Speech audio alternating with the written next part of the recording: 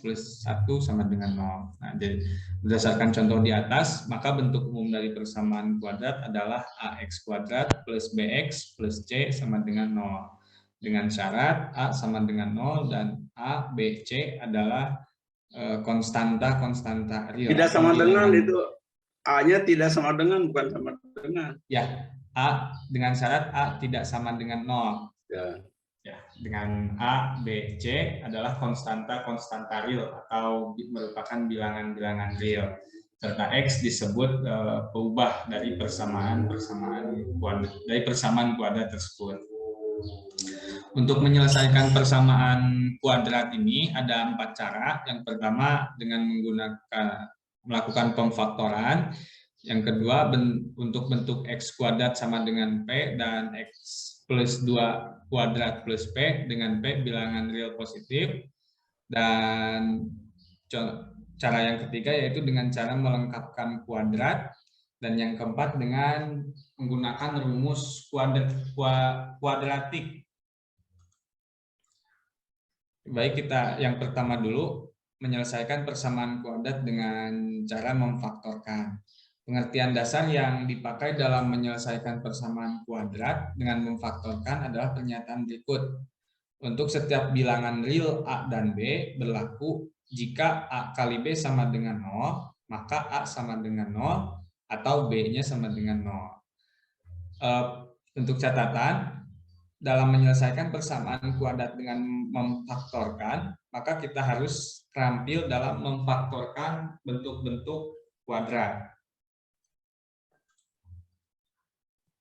Contoh, carilah penyelesaian dari tiap persamaan berikut dengan memfaktorkan apabila X adalah peubah pada himpunan semua bilangan real.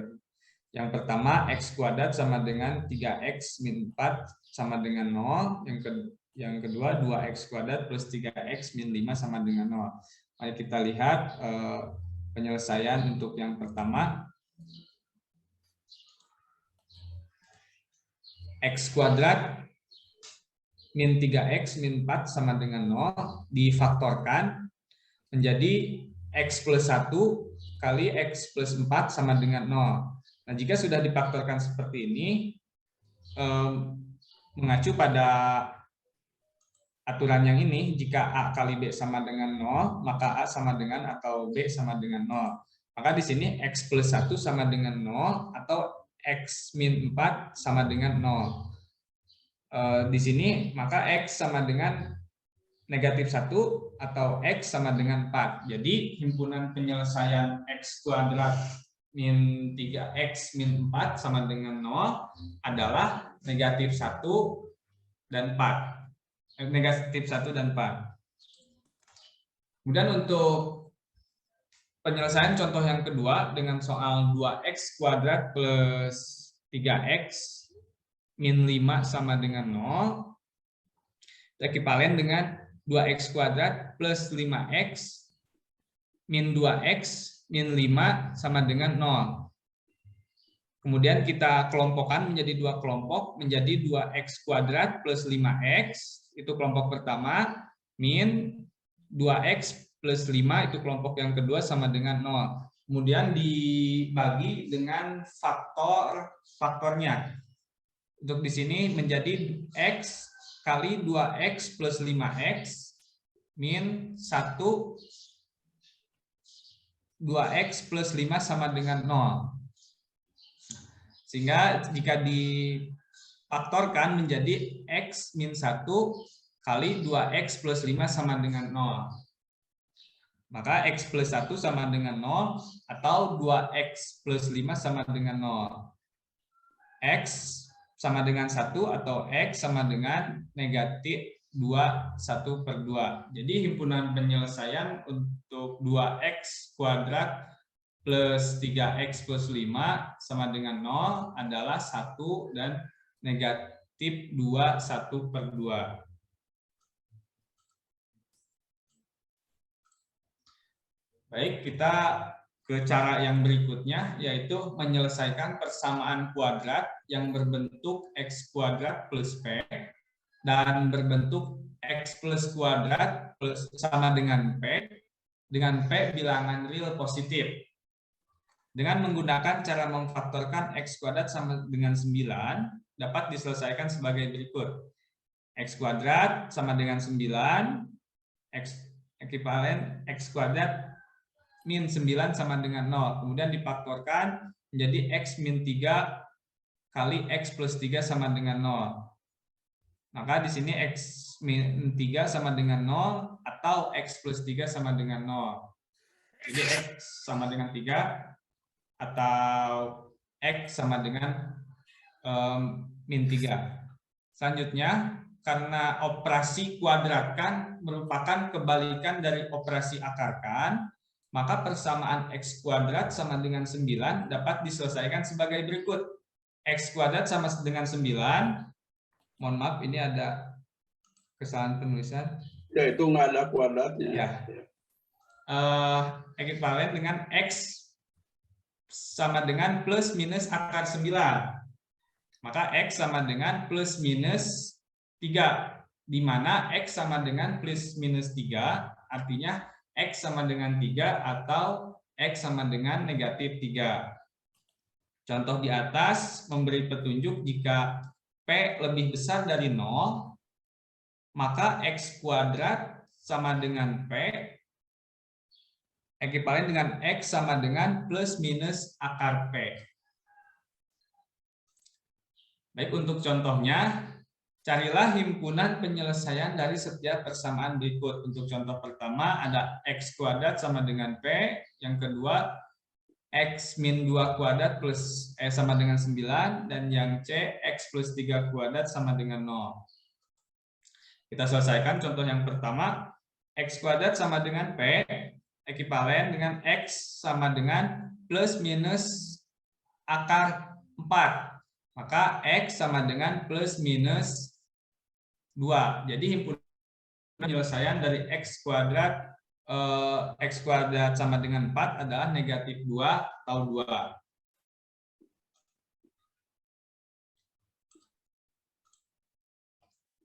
Baik, untuk contoh selanjutnya, X min 2 kuadrat sama dengan 9. Ekivalen dengan X min 2 sama dengan X min 2 sama dengan plus minus akar 9. X min 2 sama dengan plus minus akar 3 ya, karena akar dari 9 adalah 3. Kemudian X min 2 sama dengan 3 atau X sama dengan 2 sama dengan min 3. Maka di sini X sama dengan 5 atau X sama dengan negatif 1. Jadi himpunan penyelesaian X min 2 kuadrat sama dengan 9 adalah negatif 1 atau 5. Kemudian contoh yang selanjutnya yaitu X plus 3 kuadrat sama dengan 0. X plus 3 sama dengan plus minus akar 0. X plus 3 sama dengan plus minus 0, karena akar dari 0 yaitu 0. Kemudian X plus 3 sama dengan 0, karena 0 merupakan bilangan netral ya, jadi tidak ada negatif 0. Kemudian X sama dengan negatif 3, jadi himpunan penyelesaian X plus 3 kuadrat sama dengan 0 adalah negatif 3. Nah, kemudian untuk cara yang ketiga, yaitu menyelesaikan persamaan kuadrat dengan cara melengkapkan kuadrat. Untuk menyelesaikan persamaan kuadrat dengan melengkapkan kuadrat, ubahlah persamaan kuadrat tersebut menjadi bentuk X plus A kuadrat sama dengan B, dengan A dan B adalah konstanta. Untuk contohnya, dengan melengkapkan kuadrat, selesaikan persamaan-persamaan berikut. Contoh yang pertama, X kuadrat min 4X plus 3 sama dengan 0. Contoh yang kedua, 2X kuadrat plus X min 1 sama dengan 0. Baik, mari kita lihat untuk penyelesaiannya. X kuadrat min 4X plus 3 sama dengan 0. Nah, di sini plus 3-nya dipindahkan ya ke ruas sebelah kanan menjadi X kuadrat min 4X sama dengan negatif 3. Nah, kemudian kedua ruas ditambah 4 agar dapat dinyatakan menjadi x kuadrat min 4x plus 4 sama dengan min 3 plus 4. Hasilnya menjadi x min 2 kuadrat sama dengan 1. Maka x min 2 sama dengan plus minus akar 1, x min 2 sama dengan plus minus 1, x min 2 sama dengan, maka di sini x min 2 sama dengan 1 atau x min 2 sama dengan min 1, negatif 1. Maka di sini didapat x sama dengan 3 atau x sama dengan 1. Jadi himpunan penyelesaian dari x kuadrat min 4x plus 3 sama dengan 0 adalah 1, 3.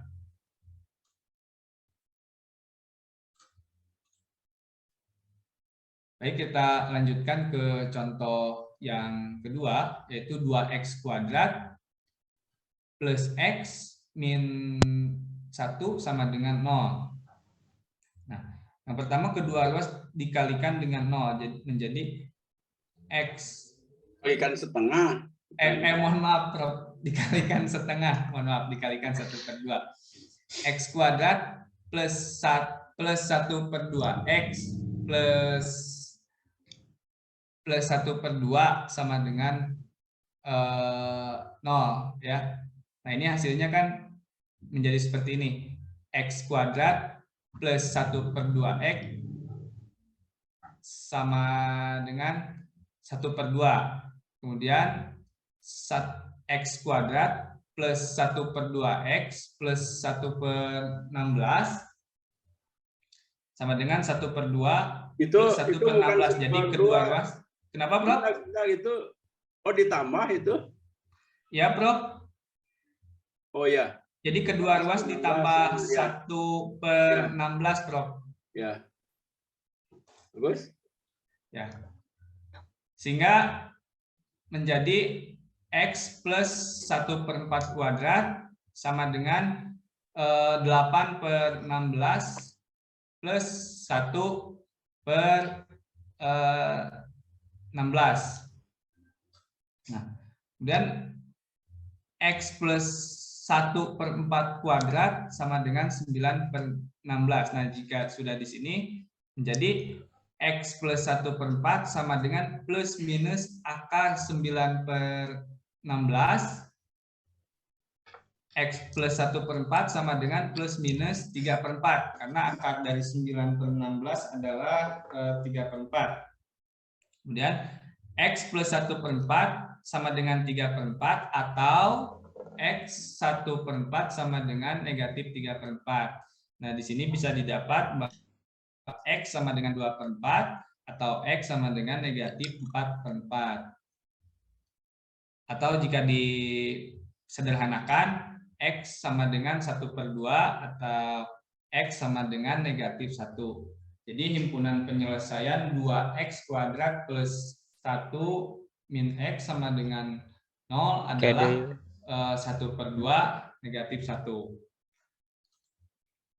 Nah, kemudian untuk cara yang ketiga, yaitu menggunakan rumus yang disebut dengan rumus kuadratik.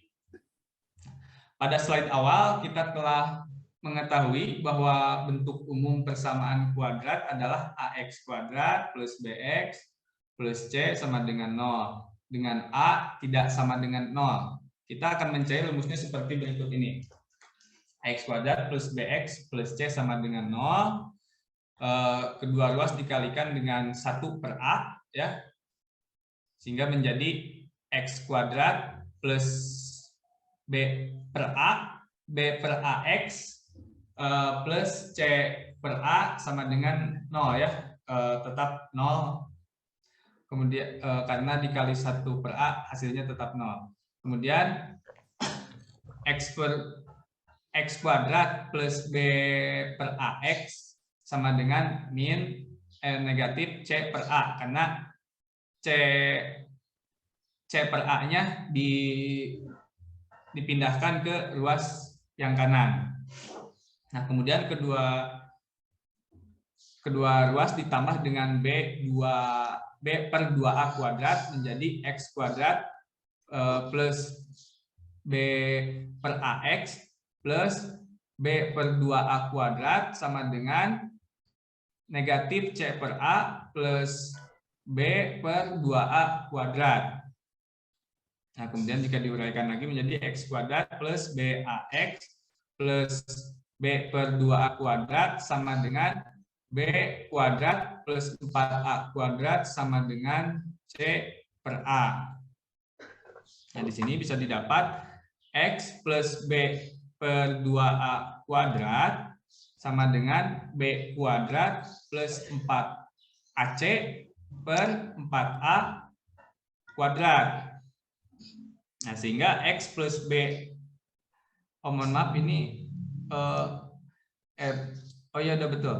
Sehingga X plus B per 2A sama dengan plus minus akar dari B kuadrat plus 4AC per 4A kuadrat. Nah, sehingga X plus B per 2A sama dengan plus minus akar B kuadrat per 4AC per 2A. Nah, X sama dengan negatif B per 2A plus minus akar B kuadrat plus 4AC per 2A. Ini jadi B per 2A kuadratnya dipindah ruaskan ya. Jadi kita mencari X-nya. Nah, di sini didapat X sama dengan negatif B plus minus akar B kuadrat per 4AC sama dengan 2A. Nah, ini jadi kita dapat rumusnya di sini. Secara singkat, hasil di samping dapat ditulis AX kuadrat plus BX plus C sama dengan 0, ekivalen dengan X sama dengan min B, negatif B plus minus negatif B kuadrat plus 4AC per 2A. Nah, inilah yang disebut dengan rumus kuadratik. Nah, jadi untuk mendapatkannya, uraiannya seperti ini.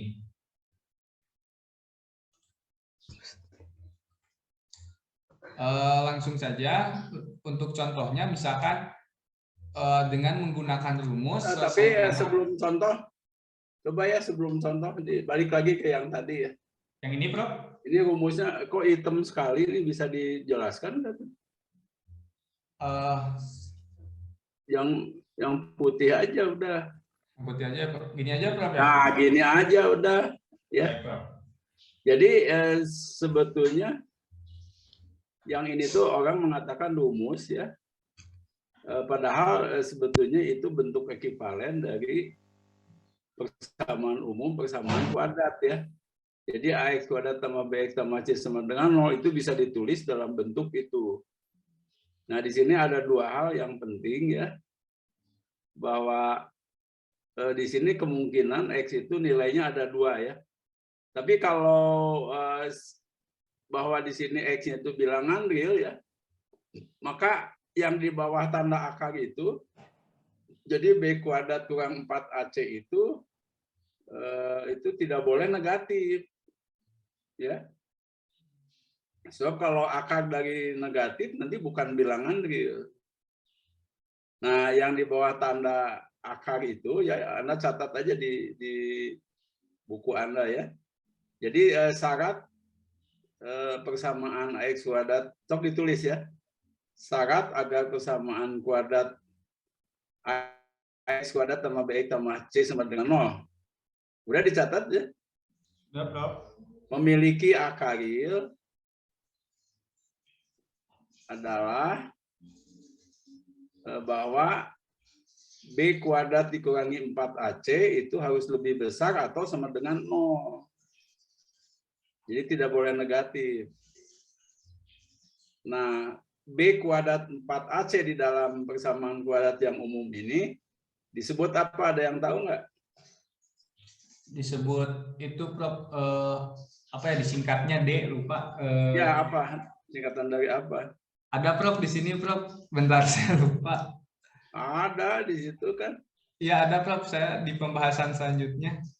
Ya udah nanti udah itu diskriminan ya. Diskriminan ya, Prof. Diskriminan itu pembeda. Jadi nanti kalau ujian saya tanya apakah ini memiliki akaril, saudara tinggal periksa nilai B kuadrat kurang 4AC ya. Kalau itu positif maka dia memiliki akaril ya. Kalau B kuadrat dikurangi 4AC sama dengan 0 memiliki sebuah akaril ya. Jadi kalau B kuadrat tambah 4AC lebih dari 0 itu persamaan itu memiliki 2 akaril, itu dicatat ya. Kalau B kuadrat kurang 4AC-nya sama dengan 0, persamaan itu hanya memiliki tepat sebuah akaril ya. Nah, kalau B kuadrat kurang 4AC lebih kecil dari 0 atau negatif, dia tidak memiliki akar yang real ya.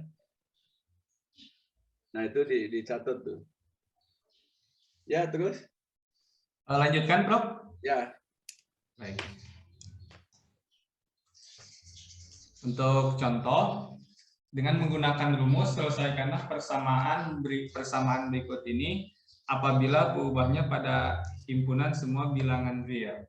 Ya. Yang pertama, 3x kuadrat plus min 2x sama dengan 1. Contoh yang kedua, 1 per x kuadrat plus 1 per 2 sama dengan x.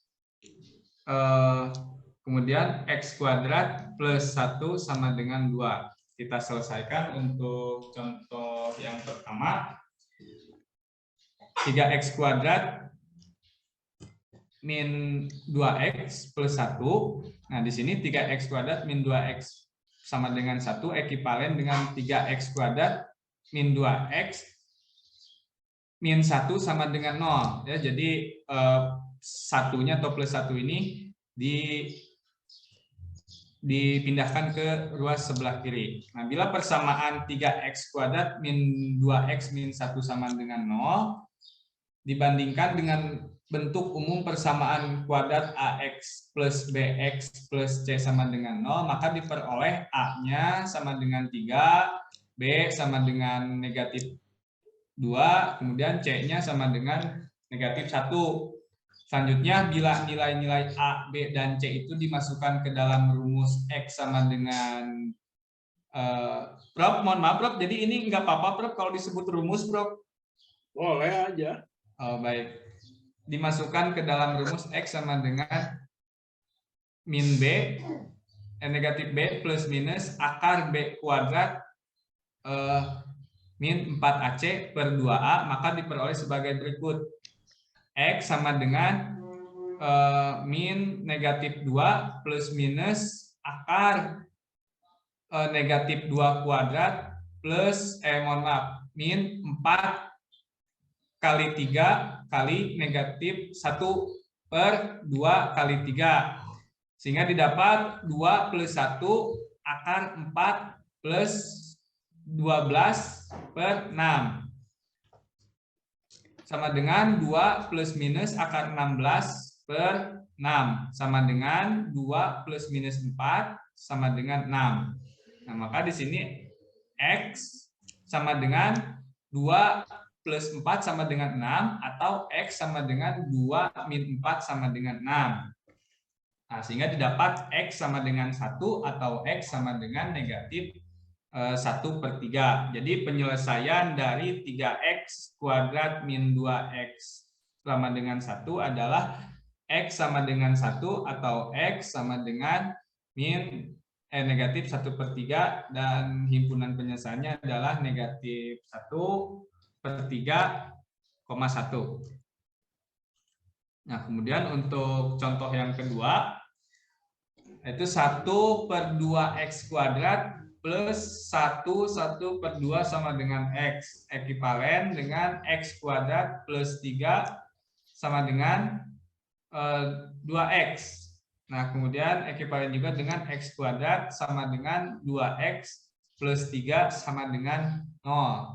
Nah, di sini dari bentuk X kuadrat negatif 2x plus 3 sama dengan 0 ini didapat A-nya sama dengan 1, kemudian B sama dengan negatif 2, dan C sama dengan 3.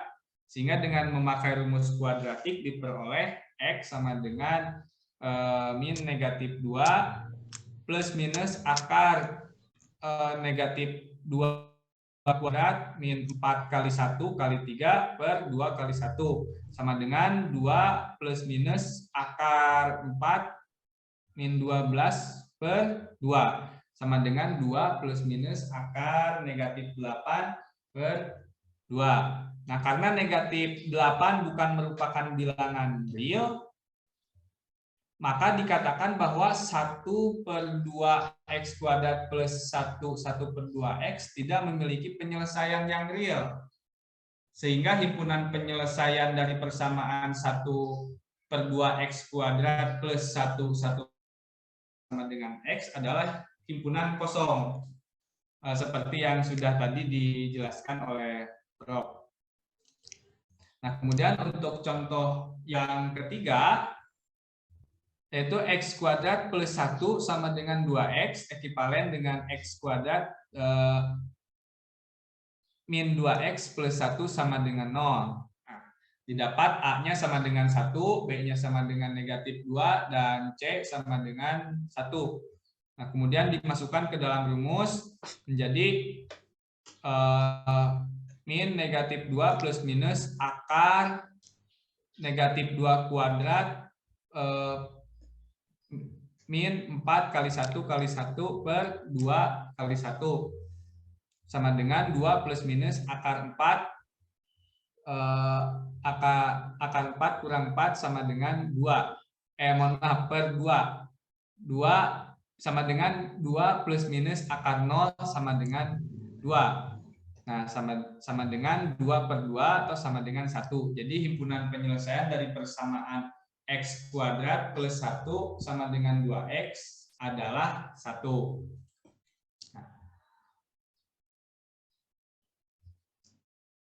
Nah, dari rumus kuadratik x sama dengan min b plus minus akar b kuadrat min 4ac per 2a. Nah, untuk bagian B kuadrat yang di dalam akar, B kuadrat min 4AC itu disingkat dengan huruf D atau kepanjangannya diskriminan atau pembeda dari akar-akar persamaan kuadrat AX kuadrat plus BX plus C sama dengan 0. Kemudian dari contoh sebelumnya dapat disimpulkan bahwa jika D diskriminannya atau yang ada di dalam akarnya itu lebih besar dari 0, maka persamaan AX kuadrat plus BX kuadrat plus C sama dengan 0 memiliki dua buah akar real yang berbeda. Kemudian yang kedua, jika D-nya sama dengan 0, maka persamaan AX kuadrat plus BX kuadrat plus BX plus C sama dengan 0 memiliki tepat sebuah akar real ya, jadi memiliki satu akar real. Kemudian yang ketiga, jika D kurang dari 0, maka persamaan AX kuadrat plus BX plus C sama dengan 0 tidak memiliki akar yang real atau nanti tidak memiliki himpunan penyelesaian. Untuk contohnya, misalkan dengan menghitung nilai diskriminan, sebutkanlah banyaknya akar yang real yang dimiliki oleh persamaan berikut. Kemudian carilah akar-akar dari persamaan itu. Untuk contoh yang pertama, 3x kuadrat plus 3x min 1 sama dengan 0. Nah, dari persamaan 3x kuadrat plus 3x min 1 sama dengan 0 ini diperoleh A-nya sama dengan 3, kemudian B sama dengan 3 juga, kemudian dan C negatif 1, sehingga D sama dengan B kuadrat min 4AC sama dengan, kita masukkan menjadi 3 kuadrat plus 4 kali 3 kali negatif 1 sama dengan 9 plus 12 sama dengan 21. Nah, karena D-nya sama dengan 21 atau lebih besar dari 0, maka persamaan 3x kuadrat plus 3x min 1 sama dengan 0 ini memiliki dua buah akar real yang berbeda. Nah, dengan memakai rumus kuadratik, x sama dengan min b plus minus akar b kuadrat min 4AC per 2A, maka diperoleh min 3 negatif 3 plus minus akar 21 per 2 kali 3 sama dengan negatif 3 plus minus akar 21 per 6. Nah, jadi akar-akar dari 3x kuadrat plus 3x min 1 itu sama dengan min 1 sama dengan 0 adalah negatif 3 plus akar 21 per 6 dan negatif 3 min akar 21 per 6. Nah, contoh yang kedua, 4x kuadrat plus 4x plus 1 sama dengan 0.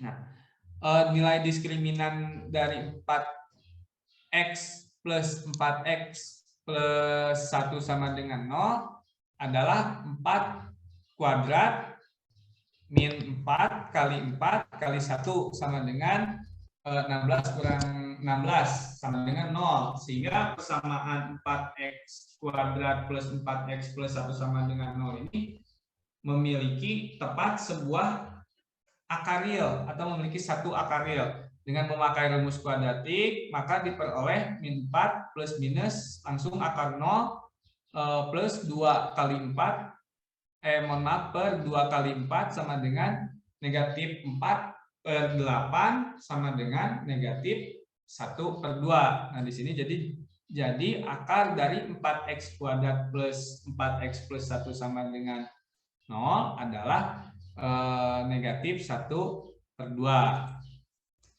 Nah, kemudian contoh yang ketiga. Ini udah aja, udah cukup. Udah cukup, Prof. Baik, Prof. Terima kasih. Ini kan yang terakhir kan? Ya, betul, Prof. Yang terakhir. Ini soal itu kagok. Oh, baik, Prof.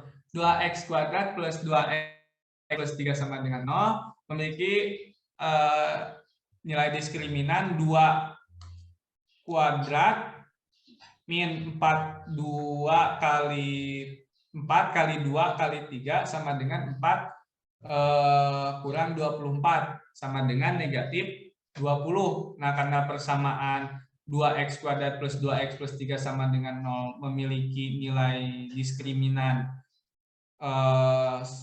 yang kurang dari 0, yaitu sama dengan negatif 20, maka persamaan tersebut tidak memiliki akar yang real atau tidak memiliki himpunan penyelesaian. Baik, terima kasih presentasi dari saya. Mohon maaf apabila ada kesalahan. Assalamualaikum warahmatullahi wabarakatuh. Selanjutnya dikembalikan kepada Prof. Ya, itu ada pertanyaan dulu nggak nih? Halo? Ada pertanyaan nggak? Kalau tidak, kita mau lanjut nih.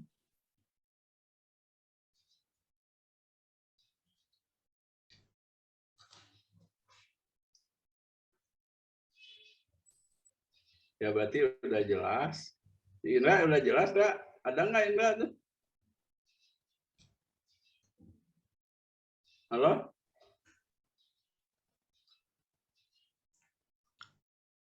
Ya udah, kalau tidak ada pertanyaan kita lanjut ke yang terakhir ya. Ya.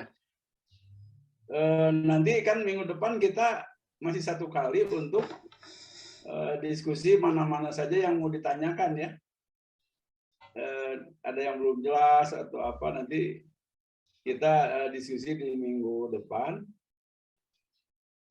Lalu minggu depannya lagi ujian ya. Ini tanggal berapa nih? Tanggal 8, Prof. Ya, 15 ya. Kita ujiannya tanggal 22 ya. Nah, tanggal 15 kita responsi dulu, diskusi. Kalau ada pertanyaan, kalau tidak ada pertanyaan ya udah nanti paling setengah jaman lah sampai 1 jam ya. Nah, ya lanjut dulu lah, Sang. Yang berikutnya siapa? Miranda ya? Saya, Prof. Siapa? Wahyu, Wahyu Prof. ya? Ya, Wahyu? bertiga, Prof. Ya, coba. Silakan, Yu. Ya, izin share screen, Prof. Ya.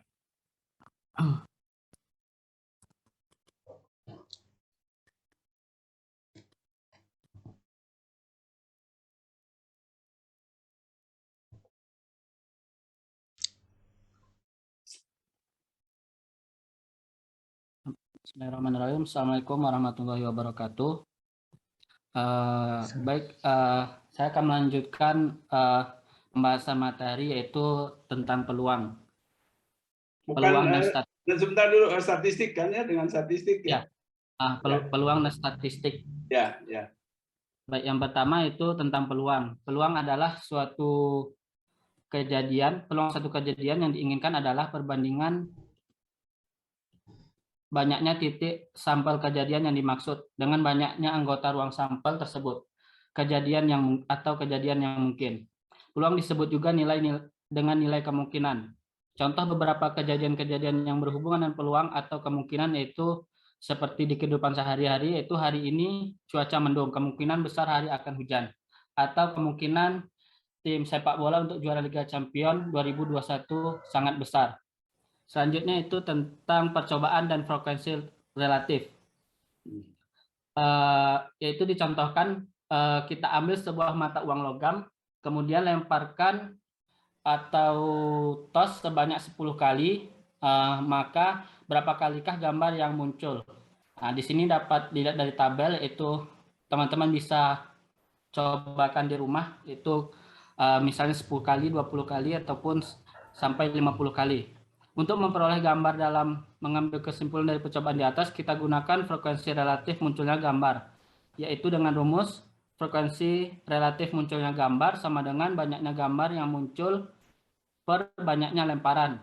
Misalnya dari 10 kali pelemparan uang logam, muncul gambar adalah sebanyak 6 kali. Maka frekuensi relatif munculnya gambar adalah 6/10 atau 0,6. Nah, di sini dapat dilihat jika kita melakukan pelemparan sebanyak 10 kali, 20 kali, 30 kali, ataupun 40 kali dan 50 kali, maka dapat disimpulkan bahwa dari diagram frekuensi percobaan di atas, bahwa semakin sering percobaan dilakukan, maka frekuensi relatif munculnya gambar itu akan makin mendekati 0,5 atau 1/2. Selanjutnya itu titik dan ruang sampel suatu kejadian. Itu contoh, itu misalkan pada percobaan pengetosan pelemparan sebuah mata uang logam. Pada mata uang logam terdiri dari 2 buah sisi, yaitu sisi gambar yang kita sebut dengan G dan sisi berangka yang kita sebut dengan A. Maka G dan A masing-masing adalah titik sampel dari kejadian pelemparan sebuah mata uang logam. Sedangkan himpunan dari semua titik sampel tadi yaitu G, A disebut ruang sampel dari suatu kejadian. Contohnya itu kita melakukan percobaan pengetosan sebuah dadu yang masing-masing sisinya bermata 1, 2, 3, 4, 5, dan 6. Apabila kita tertarik untuk memperhatikannya, maka banyaknya mata yang muncul pada pengetosan sebuah dadu tersebut adalah bagi berikut, yaitu titik sampel pada percobaan. Yuk, bacanya gini. Jadi ada dadu ya, kan dadu itu masing-masing sisinya ada matanya ya. 1, 2, 3, 4, 5, 6 ya. Nah, kemudian apabila kita tertarik untuk memperhatikan, nah itu yang penting ya. Memperhatikan banyaknya mata yang muncul pada pengetosan sebuah dadu, mata yang muncul pada sisi-sisi itu ya. Nah, maka titik-titik sampelnya itu pada pengetasan itu adalah 1, jadi sisi bermata 1, bermata 2, 3, dan 4, 5, dan 6 gitu kan. Iya, Pak. Nah, itu titik-titik sampelnya. Nah, ruang sampelnya itu sebetulnya ini ruang sampelnya sisi bermata 1 maksudnya ya. Sisi bermata 2, sisi bermata 3, dan seterusnya. Tapi disingkat aja, sisi bermata 1 itu kita tulis dengan 1. Itu dadu yang anak-anak suka main ular tangga itu kan ada matanya. Ya. Iya, Pak. Ya, terus itu. Lanjut, Prof. Ya. Baik, contohnya itu pada pengetosan bersama-sama dua buah mata uang logam yang masing-masing sisinya disebut G atau gambar dan A atau angka, kita tertarik untuk memperhatikan pasangan yang muncul dari kedua mata uang logam itu. Tentukanlah semua titik sampelnya dan tulislah pula ruang sampelnya. Nah, di sini ada 3 cara, yaitu yang pertama, cara 1 dengan cara mendaftar sebagai berikut, yaitu mana mata uang 1 yaitu ada gambar, angka-angka, mata uang 2-nya yaitu ada gambar angka dan gambar dan angka. Maka titik sampelnya itu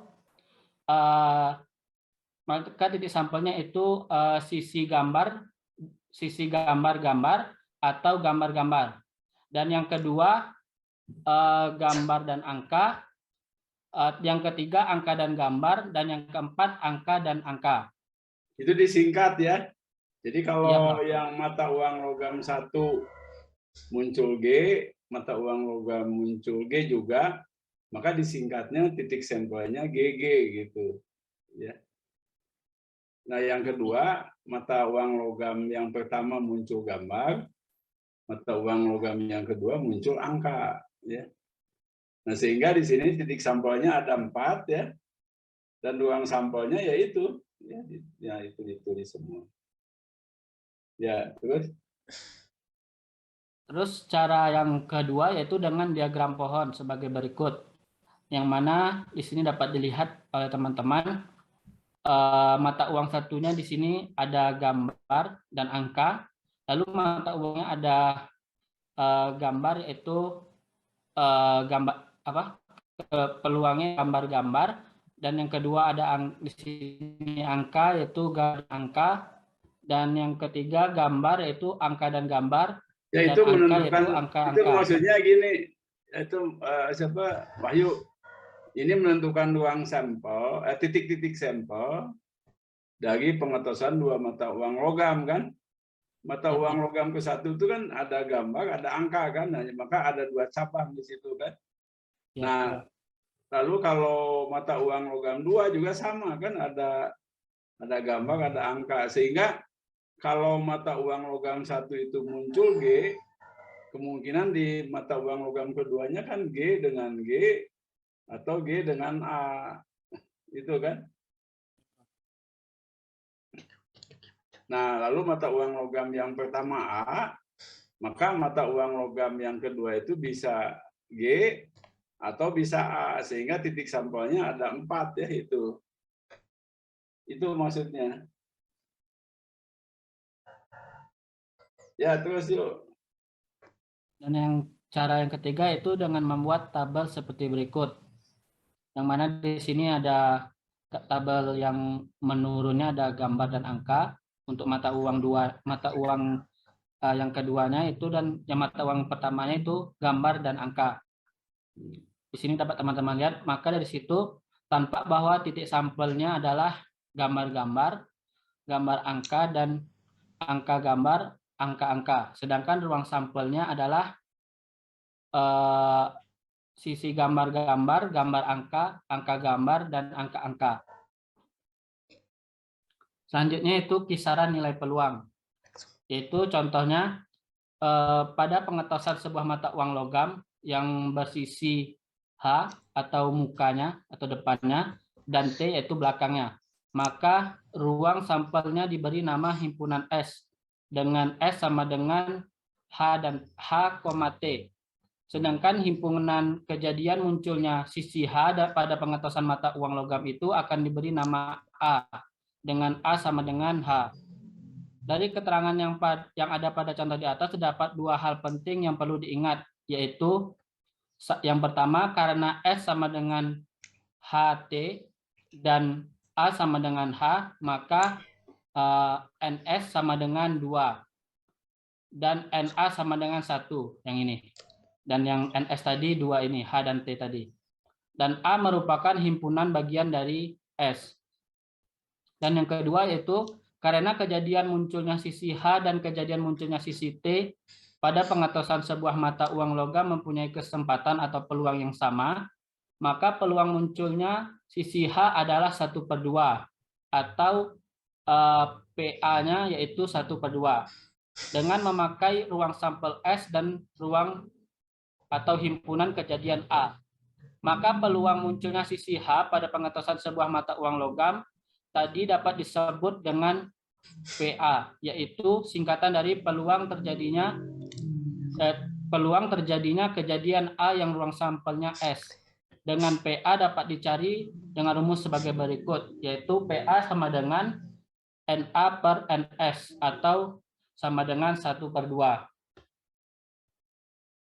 Contoh 1 yaitu sebuah dadu yang masing-masing sisinya bermata 1, 2, 3, 4, 5, dan 6 digulingkan, dan kita perhatikan banyak mata yang muncul dari percobaan tersebut. Pertanyaannya, jika S merupakan ruang sampelnya, tulislah S dengan menyebutkan anggota satu persatu dan tentukanlah NS. Dan yang kedua yaitu jika setiap sisi digunakan itu mempunyai kesempatan yang sama untuk muncul dan A menyatakan himpunan kejadian munculnya sisi bermata 5, tulislah A dengan menyebutkan anggota-anggotanya dan tentukanlah NA serta tentukanlah PA yaitu peluang munculnya sisi dadu bermata 5. Yang pertama yaitu karena dijawab karena dadu yang digulingkan itu sisi-sisinya masing-masing bermata 1, 2, 3, 4, 5, dan 6, maka ruang sampelnya adalah S sama dengan himpunan 1, 2, 3, 4, 5, 6. Sehingga NS sama dengan 6. Yang kedua yaitu karena A menyatakan himpunan kejadian munculnya sisi bermata 5, maka A sama dengan 5 atau NA sama dengan 1 dan PA-nya yaitu 1/6. Selain itu, tampak pula bahwa nilai PA dapat dicari dengan rumus tadi yaitu PA sama dengan NA per NS, yaitu sama dengan 1/6. Nah, kesimpulannya itu dari kedua contoh di atas dapat disimpulkan jika A adalah himpunan suatu kejadian dari suatu percobaan yang ruang sampelnya S, maka peluang terjadinya kejadian A yaitu PA dapat dicari dengan memakai rumus berikut, yaitu yang mana PA sama dengan NA per NS atau 1/6, 1/6. Selanjutnya itu kisaran nilai peluang. A adalah himpunan semua kejadian pada satu percobaan yang ruang sampel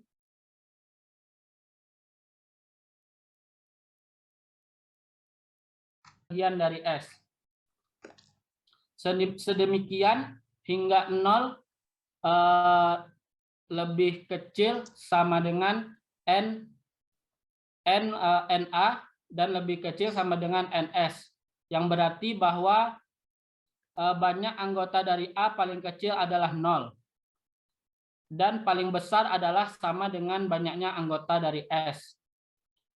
Selanjutnya karena PA sama dengan NA per NS dan nilai paling kecil dari NA adalah 0, maka nilai terkecil dari PA sama dengan 0 per NS, yaitu sama dengan 0. Yang kedua, nilai paling besar dari NA adalah sama dengan NS, maka nilai terbesar dari PA sama dengan NA per NS sama dengan NS per NS sama dengan 1. Dan yang ketiga yaitu nilai NA yang lainnya terletak pada 0 lebih kecil, ini sama ya, tandanya sama dengan lebih kecil sama dengan NA dan lebih kecil sama dengan NS, maka nilai PA yang lainnya terletak di antara 0 dan 1. Keterangan di atas memberi petunjuk bahwa jika A adalah himpunan kejadian tertentu yang ruang sampelnya S, maka nilai dari peluang kejadian A yaitu PA akan memenuhi 0 lebih kecil sama dengan PA, lebih kecil sama dengan 1. Dan 0 lebih kecil sama dengan PA dan lebih kecil sama dengan 1 disebut kisaran nilai peluang dari suatu kejadian A. Contoh soal yaitu sebuah dadu yang setiap sisinya berturut-turut bermata 1, 2, 2, 3, 4, 5, dan 6 digulingkan. Sehubungan dengan percobaan tersebut, jawablah pertanyaan sebagai berikut. Yang pertama, jika A menyatakan kejadian munculnya sisi dadu bermata 5, tentukanlah PA-nya. Dan yang kedua yaitu, jika B menyatakan kejadian munculnya sisi dadu bermata genap, tentukanlah PB. Dan yang ketiga, jika C menyatakan kejadian munculnya sisi dadu bermata prima yang tidak genap, tentukanlah PC. Dan yang keempat, jika D menyatakan kejadian munculnya sisi dadu bermata 7, tentukanlah PD. Yang kelima, jika E menyatakan kejadian munculnya sisi dadu bermata salah satu dari 1, 2, 3, 4, 5, dan 6, tentukanlah PE. Dan yang keenam, gambarlah nilai-nilai peluang yang kamu sebutkan pada jawaban A sampai dengan E tadi pada garis bilangan yang dimulai dari 0 sampai 1. Dan yang ketujuh, dari jawaban yang disebutkan pada A sampai dengan F, kesimpulan apa yang dapat ditarik tentang nilai-nilai peluang dari suatu kejadian. Yang pertama, jika ruang sampel pada penggulingan sebuah dadu tadi disebut S, maka S sama dengan himpunan 1, 2, 3, 4, 5, 6, dan NS-nya adalah 6. Yang pertama, karena A menyatakan kejadian munculnya sisi berdadu bermata 5, maka A-nya sama dengan 5, sehingga PA-nya yaitu 1/6. Jadi peluang munculnya 5 itu 1/6. Dan yang kedua itu, karena B menyatakan kejadian munculnya sisi dadu bermata genap, maka B sama dengan 2, yang genap berarti sisi 2, 4, dan 6. Sehingga PB-nya yaitu NB per NS sama dengan 3/6 atau sama dengan 1/2. Dan yang ketiga, karena C menyatakan kejadian munculnya sisi dadu bermata prima yang tidak genap, maka C sama dengan sisi 3 dan sisi dadu yang 5, sisi dadu 3 dan sisi dadu yang 5, sehingga PC sama dengan 2/6 sama dengan 1/3. Dan selanjutnya itu yang keempat, karena D menyatakan kejadian munculnya sisi dadu bermata 7, maka D sama dengan 0. Sama dengan 0. Sehingga ND atau N0-nya yaitu himpunan kosong dari P dan PD sama dengan ND per NS, yaitu 0/6 sama dengan 0. Karena dalam mata dadu itu cuma sampai angka 6 ya. Mata dadu 7 tidak ada. Yang selanjutnya itu yang kelima, karena E menyatakan kejadian munculnya sisi dadu bermata salah satu dari 1, 2, 3, 4, 5 atau 6, maka E sama dengan 1. Ini bacanya irisan ya, Prof ya? Gabungan apa irisan, Prof? Gabungan. Ya, gabungan. Maka 1 gabungan dari 2, 1 gabungan 2, gabungan 3, gabungan 4, gabungan 5, gabungan 6, sama dengan 1, 2, 3, 4, himpunan 1, 2, 3, 4, 5, 6, sehingga NE sama dengan 6 dan PE sama dengan 6/6 sama dengan 1. Dan yang selanjutnya, jika nilai-nilai PA sama dengan 1/6 dan PB 1/2, PC 1/3, PD sama dengan 0, dan PE sama dengan 1, digambarkan pada garis bilangan yang dimulai dari 0 sampai dengan 1, maka hasilnya tampak dalam gambar berikut ini. Nah, yang ketujuh, dari jawaban A sampai dengan F dapat disimpulkan bahwa jika Q suatu kejadian pada ruang sampel-sampel tertentu, maka nilai peluang dari Q yaitu PQ akan berkisar dari mulai 0 sampai dengan 1, atau 0 lebih kecil sama dengan P, PQ lebih kecil sama dengan 1. Kesimpulannya, jika A suatu kejadian dan PA menyatakan peluang terjadinya kejadian A, maka 0 lebih kecil sama dengan PA, lebih kecil sama dengan 1, berarti bahwa nilai PA berkisar mulai dari 0 sampai dengan 1. Dan yang kedua, jika PA sama dengan 0, maka kejadian A tidak akan pernah terjadi atau terjadinya kemustahilan. sedangkan PA sama dengan 1, maka kejadian A pasti terjadi atau terjadinya kepastian. Nah, selanjutnya yang akan dijelaskan oleh Saudara Mas Nur. Ya, sudah terdengar yuk.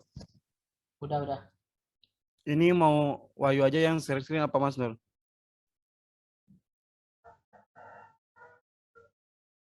Ya, yuk.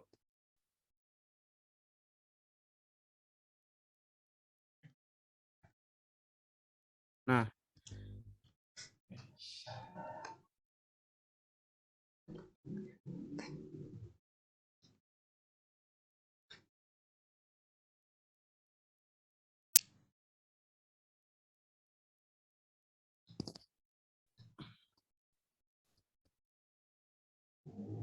ya, Assalamualaikum warahmatullahi wabarakatuh. Teman-teman, izin melanjutkan materi dari Kang Wahyu tadi. Di sini saya akan menjelaskan tentang frekuensi harapan. Pada pasal terdahulu telah dijelaskan bahwa kita melakukan percobaan pengetasan sebuah mata uang logam yang sisinya diberi nama G, yaitu gambar, dan A adalah angka. Maka sisi-sisi yang akan muncul diperkirakan setengahnya adalah sisi G dan setengahnya adalah sisi A. Semakin banyak atau semakin sering percobaan itu dilakukan, maka banyak sisi G dan banyaknya sisi A yang muncul akan mendekati jumlah yang sama. Oleh karena itu, kita dikatakan bahwa peluang munculnya sisi G atau gambar atau peluang PG atau peluang gambar sama dengan peluang munculnya sisi A atau angka atau PA, yaitu 1/2 atau setengahnya masing-masing 1/2 gitu. Atau secara singkat ditulis dengan PA atau peluang munculnya angka sama dengan peluang munculnya gambar sama dengan 1/2. Contohnya, misal dalam sebuah pengetosan sebuah mata uang logam sebanyak 500 kali, maka kita akan heran apabila misalnya banyak sisi G yang munculnya hanya 3 kali, sedangkan sisi A yang munculnya sebanyak 497 kali. Jadi perbedaannya itu terlalu jauh gitu. Dan itu akan membuat kita heran gitu. Akan tetapi kita akan dapat menerima apabila misalnya banyak sisi G yang muncul 238 kali, sedangkan banyak sisi A yang muncul adalah 262 kali. Jadi perbedaannya tidak terlalu jauh antara munculnya sisi G sama sisi A, meskipun tidak setengah-setengahnya gitu. Meskipun sebenarnya dalam 500 kali pengetosan sebuah mata uang logam, kita mengharapkan munculnya sisi G dan munculnya sisi A masing-masing adalah 250 kali. Jadi yang kita harapkan itu setengahnya sisi G dan setengahnya sisi A. Tapi itu kan hanya peluang, jadi semua kemungkinan bisa terjadi. Atau dengan kata lain, pada pengetosan sebuah logam sebanyak 500 kali, maka frekuensi harapan banyaknya munculnya sisi G adalah 500 kali PG, sama dengan 500 kali 1/2, sama dengan 250 kali. Dan yang sama juga yang frekuensi harapan banyaknya muncul sisi A adalah 500 kali PA, yaitu 500 kali 1/2 sama dengan 250 kali. Selanjutnya yuk. Nah, di sini ada komplemen satu kejadian. Yang dimaksud dengan komplemen dari satu kejadian A adalah suatu kejadian yang bukan A atau bukan kejadian A. Untuk lebih jelas, kita lihat keterangan-keterangan berikut dan jawablah pertanyaan-pertanyaan yang diajukannya. Jika dilempar sebuah dadu, maka pertanyaan pertama itu, berapakah peluang munculnya mata 3? Yang kedua, berapakah peluang munculnya bukan mata 3? Yang ketiga, bagaimana hubungan antara peluang munculnya mata 3 dan peluang munculnya bukan mata 3. Yang pertama itu, berapakah peluang munculnya mata 3? Peluang munculnya mata 3 sama dengan 1/6. Jadi kan 3 itu, mata 3 itu di sebuah dadu itu kan ada satu sisi, dan banyak sisi di dadu itu ada 6. Jadi peluang kejadiannya adalah 1/6. Yang bukan peluang yang bukan mata 3 yaitu 5/6. Jadi dari selain mata 3 tadi ada 5 sisi dari 6 sisi. Jadi 5/6. Yang ketiga, peluang mata 3 tambah peluang munculnya bukan mata 3 yaitu 1/6 tambah 5/6 sama dengan 1. Atau peluang bukan mata 3 sama dengan 1 dikurangi peluang munculnya mata 3. Kejadian atau peristiwa munculnya bukan mata 3 merupakan komplement dari kejadian munculnya mata 3 dan sebaliknya. Selanjutnya yuk. Nah, selanjutnya ada kejadian saling lepas. Untuk memahami apa yang dimaksud dengan kejadian saling lepas, maka kita langsung aja lihat contoh berikut. Dari seperangkat kartu bridge, diambil satu kartu secara acak. Yang A, berapakah peluang terambilnya kartu daun, kartu jantung, kartu daun, atau kartu jantung? Yang B, dari jawaban A ada suatu hal yang menarik. Sebutlah hal yang menarik itu. Kita jawab yang A itu peluang kejadian peluang munculnya kartu daun yaitu 13/52. Jadi 13 itu dari sebuah kartu bridge ada 13 kartu daun, dan semua kartu bridge itu ada 52 kartu. Jadi kita tulis 13/52 atau kita sederhanakan jadi 1/4. Begitupun yang kartu jantung sama juga, yaitu 13/52 sama dengan 1/4. Selanjutnya, peluang munculnya kartu daun atau kartu kuning kita tinggal tambahkan saja yang kartu daun, yang peluang kartu daun dan peluang kartu kuning tadi, yaitu 13/52 tambah 13/52 sama dengan 26/52 sama dengan 1/2 atau setengah, 0,5.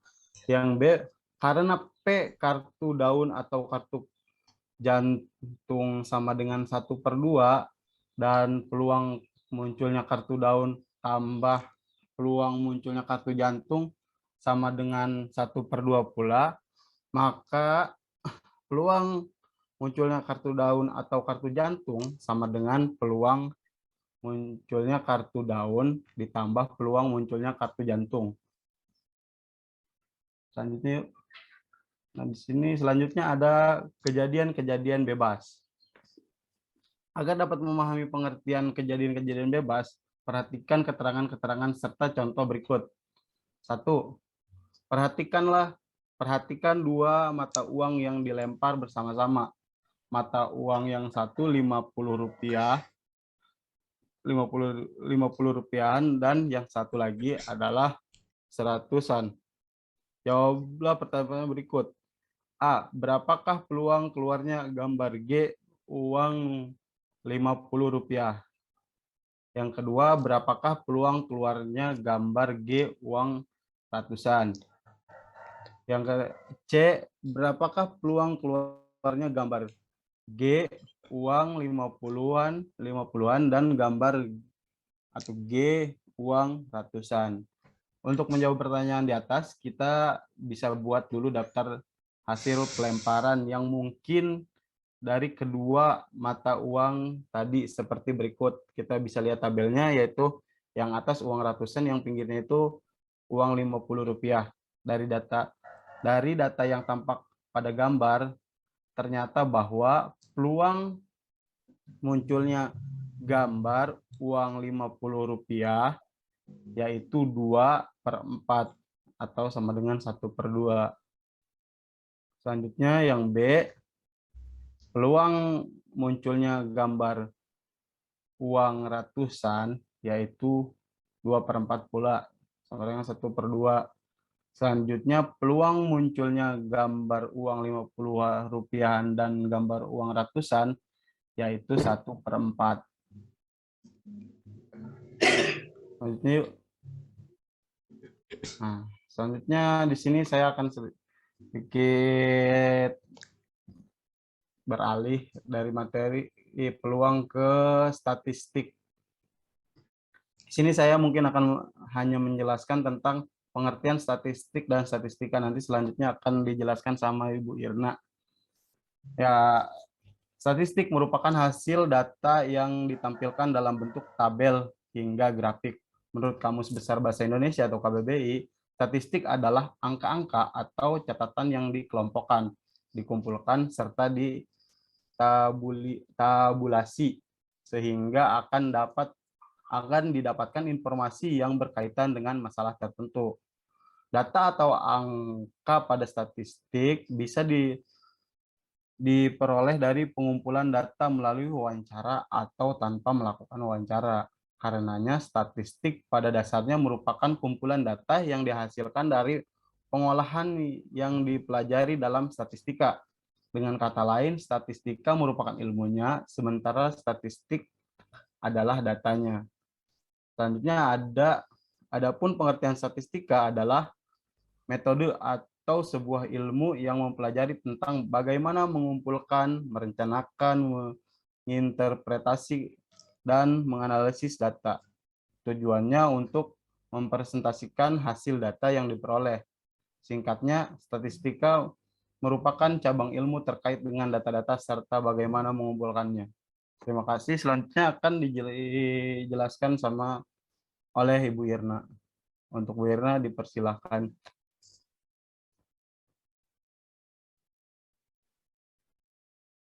Ya, terima kasih Pak Mas Nur. Sama-sama, Bu. Prof, saya izin Ya. share screen. Ya, silakan.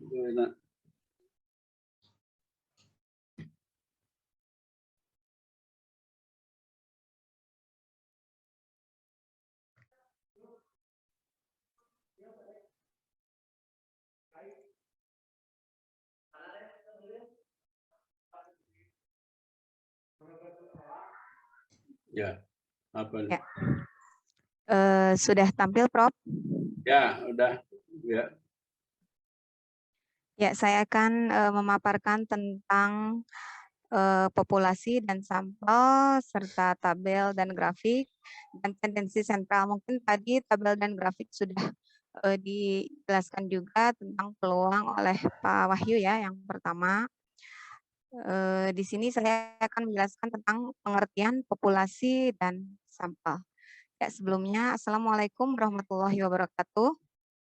Waalaikumsalam. Ya, selamat pagi semuanya, Akang Teteh. Semoga semuanya masih tetap semangat ya.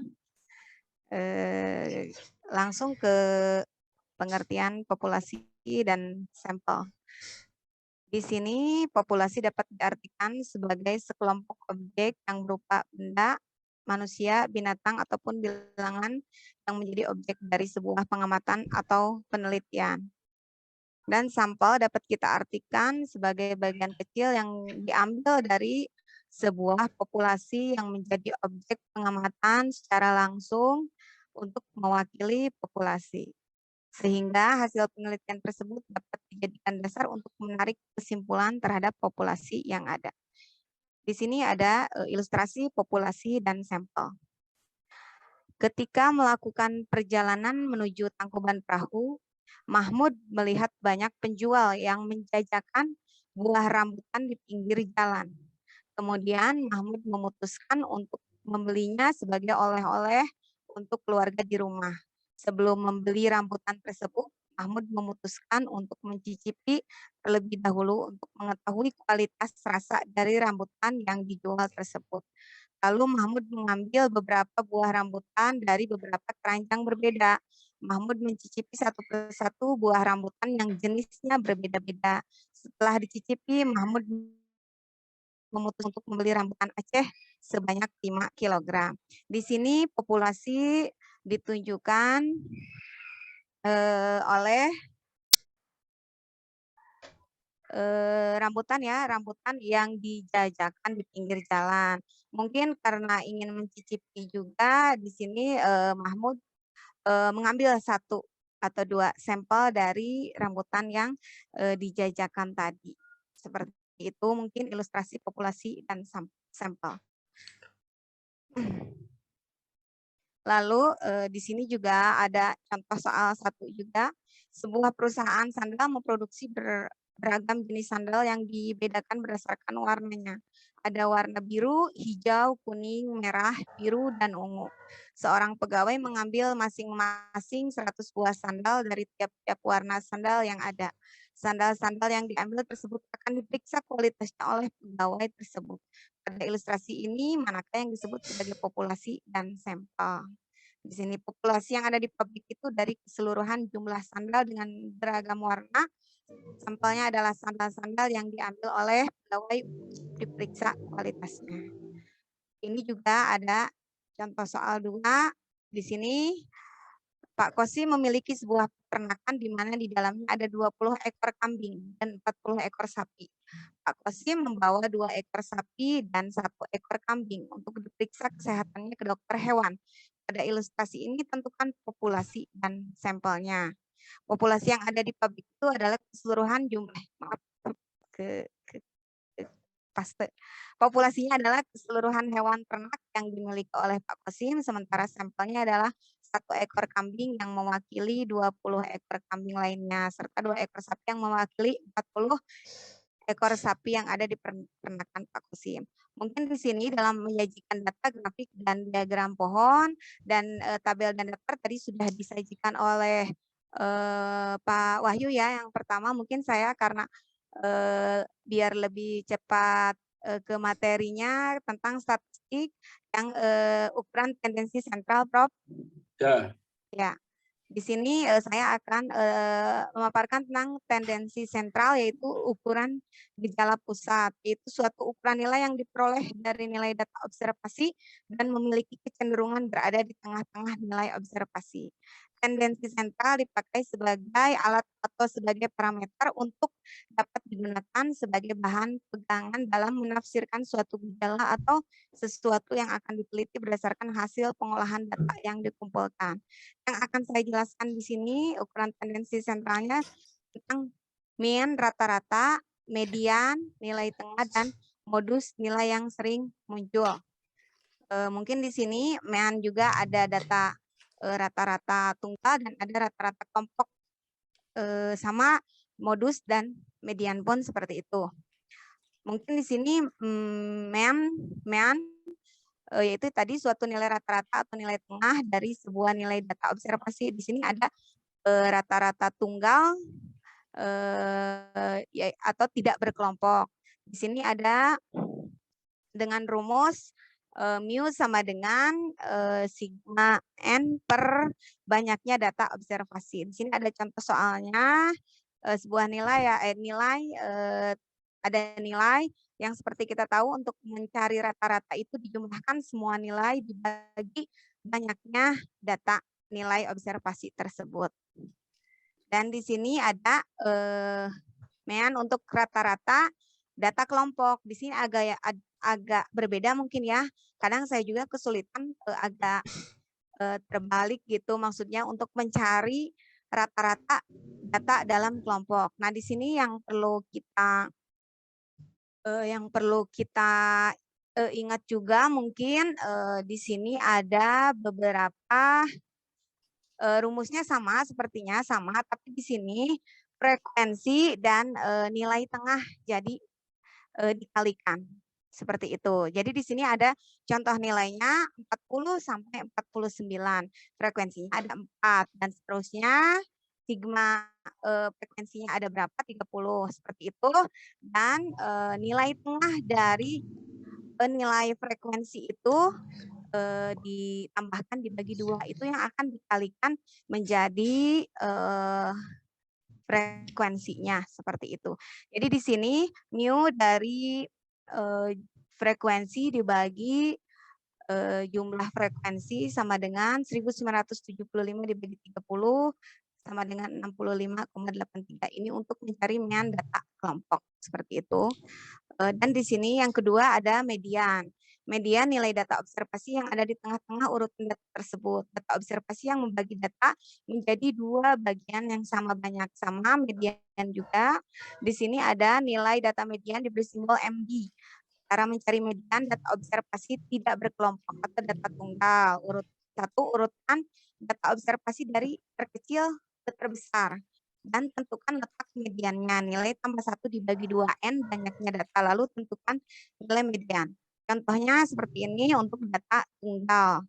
Diperoleh nilai anak 1, 2, 3, 4, 5, 6, 7, 8, 9. Kalau ini data tunggal ya gampang sekali untuk mencari nilai tengah, yaitu data ke-5. Tapi setelah diurutkan seperti itu. Dan di sini juga ada nilai median untuk data berkelompok. Berkelompok untuk mencari median untuk data berkelompok, tentukan dulu kelas mediannya. Lalu tentukan median dengan rumus berikut. MD, BO itu tepi kelas bawah kelas median, N itu banyaknya data, CF itu frekuensi kumulatif kelas sebelum kelas median, dan F median yaitu frekuensi kelas median, dan C interval kelas median. Di sini saya cantumkan juga contohnya seperti ini. Disajikan data berkelompok, perolehan nilai mapel matematika 30 orang. Seperti yang tadi dijelaskan, di sini ada bedanya untuk median itu ada tepi kelas. Jadi tepi kelas itu, tepi kelas bawah itu dikurangi 0,5. Jadi nilai di sini yang 40 ini dikurangi 0,5, tepi kelas bawahnya berarti 39,5 frekuensi. Frekuensi kumulatif di sini, frekuensi kumulatif itu frekuensi dari atas ditambah frekuensi selanjutnya. Jadi 4 tambah 6 itu menjadi 10. Terus ditambah lagi yang tadi hasilnya kan 10, frekuensi kumulatif dari atas ditambah lagi frekuensi selanjutnya menjadi 20 dan seterusnya. Di kelas median pun seperti itu, di kelas bawah dikurangi nilai tepi yang paling bawahnya seperti ini, 50 kurangi 0,5 yaitu 49,5. Lalu di sini penyelesaian median data kelompok. 1, tentukan kelas median dengan rumus yang tadi. Kelas median adalah kelas yang ditempati oleh frekuensi kumulatif 15 berada pada kelas 60 sampai 69. Jadi kelas median adalah 60 sampai 69. Frekuensi kumulatif adalah frekuensi yang dijumlahkan yang tadi saya sudah jelaskan. Di sini tentukan mediannya, ini seperti ini. Kalau sudah pakai tabel tadi, sudah mudah untuk menentukan kelas median, seperti itu. Dan yang terakhir yaitu modus. Modus pun sama, ada untuk modus data tunggal dan untuk modus data kelompok. Di sini modus merupakan tendensi sentral yang menunjukkan frekuensi terbesar pada suatu kelompok data nominal tertentu. Jadi modus adalah frekuensi yang sering muncul. Contohnya yang pertama data tidak berkelompok atau data tunggal. Disajikan data berikut, modusnya adalah di sini yang sering munculnya ada 370. Seperti itu untuk modus data tunggal. Dan kedua, modus untuk data berkelompok. Nah, di sini ada langkah-langkahnya juga. Di sini tentukan kelas modus. Kelas modus adalah kelas yang mempunyai kelas tertinggi, yaitu 60 sampai 69. Tentukan modusnya. Seperti Bukan kelas ini. tertinggi, sebentar. Ya, Prof. Itu bukan kelas tertinggi, tapi yang memiliki frekuensi tertinggi. Oh, ya, Prof. Yang Bukan memiliki frekuensi tertinggi. Iya. Yang Jadi yang banyak itunya ya, banyak memiliki, data di betul. kelas. Siap, Prof. Memiliki frekuensi. Nah, Frekuensi tertinggi. Ya. Seperti itu, Prof. Ya, coba kan Ya. kamu bisa lihat itu di tabel, coba balik lagi, Irna, ke Ya, tabel awal. ini, Prof. Nah, kan yang frekuensinya terbanyak mana? Frekuensinya terbanyak itu 60 sampai 69, Ya, Prof. itu kan di kelas itu kan. Iya, betul, Prof. Ya, jadi frekuensi yang tertinggi atau terbesar ya. Iya, Tertinggi Prof. atau terbesar ya. Ya. Ya. Mungkin sekian, Prof, paparan dari saya tentang ukuran tendensi sentral. Ya. Ya, seperti itu, Prof. Udah Selesai. Terima kasih, Prof, atas Ya. kesempatannya dan rekan-rekan yang sudah menyimak. Assalamualaikum warahmatullahi wabarakatuh. Waalaikumsalam. Nah, Izin tadi dari stop. 3A yang dibicarakan ya, di situ kan ada banyak hal yang ini ya. Jadi yang pertama tadi yang dijelaskan oleh Wahyu tentang peluang ya. Jadi peluang. Nah, yang paling penting lagi tadi yang dilanjutkan oleh siapa tuh? Oleh Mas Nur ya.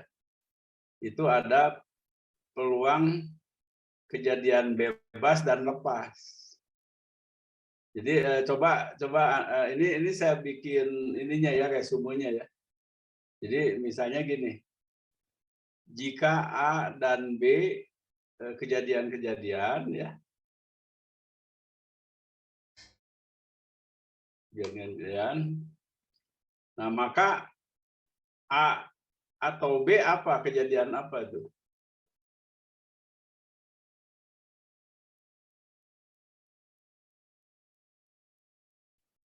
Jika A dan B itu masing-masing kejadian-kejadian ya. Jadi kalau A atau B apa? Coba Irna tahu nggak? Atau gini lah untuk jelasnya gini ya. Misalnya A adalah kejadian munculnya sisi dadu bermata 6 pada pengetosan sebuah dadu ya. Nah, kemudian ini dadunya yang sama nih ya. Nah, kemudian B adalah munculnya sisi dadu bermata 2. Nah, lalu coba Irna diulang tadi A apa tuh? Jadi ini pada pengetosan sebuah dadu ya. Yang diperhatikan itu banyaknya mata yang muncul pada sisi dadu ya. Nah, tadi A apa kata saya tadi contohnya? Coba di itu kan. Mute-nya itu di itu. Suaranya tuh. Nggak terdengar tuh. Oh, A adalah kejadian munculnya sisi dadu bermata 6 pada pengetosan sebuah dadu. Ya tadi itu kan ya. Nah, terus Ya. yang B apa? Yang B kejadian bermata 2, Prof. Bermata 2 pada dadu itu juga. Nah, Ya, lalu pada dadu coba Anda tersebut. sebutkan kejadian A atau B. Oh, A atau kalau jadi A itu kejadian tadi ya. A kejadian muncul mata berapa tadi? Yang A bermata 6. Nah, itu lalu B Bermata 2. kejadian muncul mata 2. Nah, kalau A atau B apa jadinya dengan kata-kata?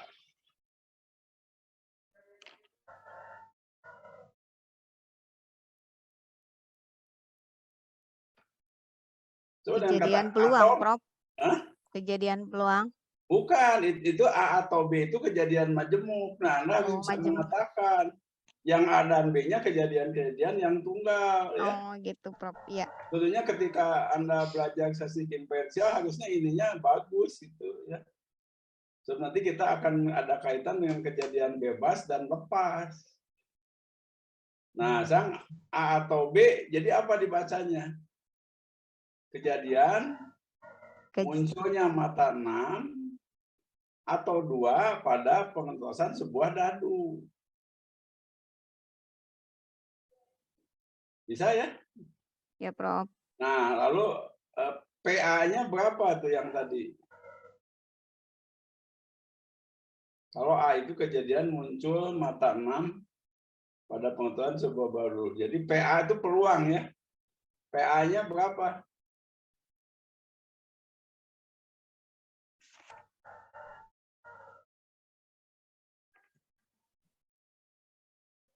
Berapa PA-nya? Ya? 1/6. Iya, 1/6 kan? Jadi peluang munculnya 1 itu kan 1/6. Munculnya 6 ya. Nah, lalu PB-nya berapa? 1/6 juga, Prof. Ya, 1/6 juga kan?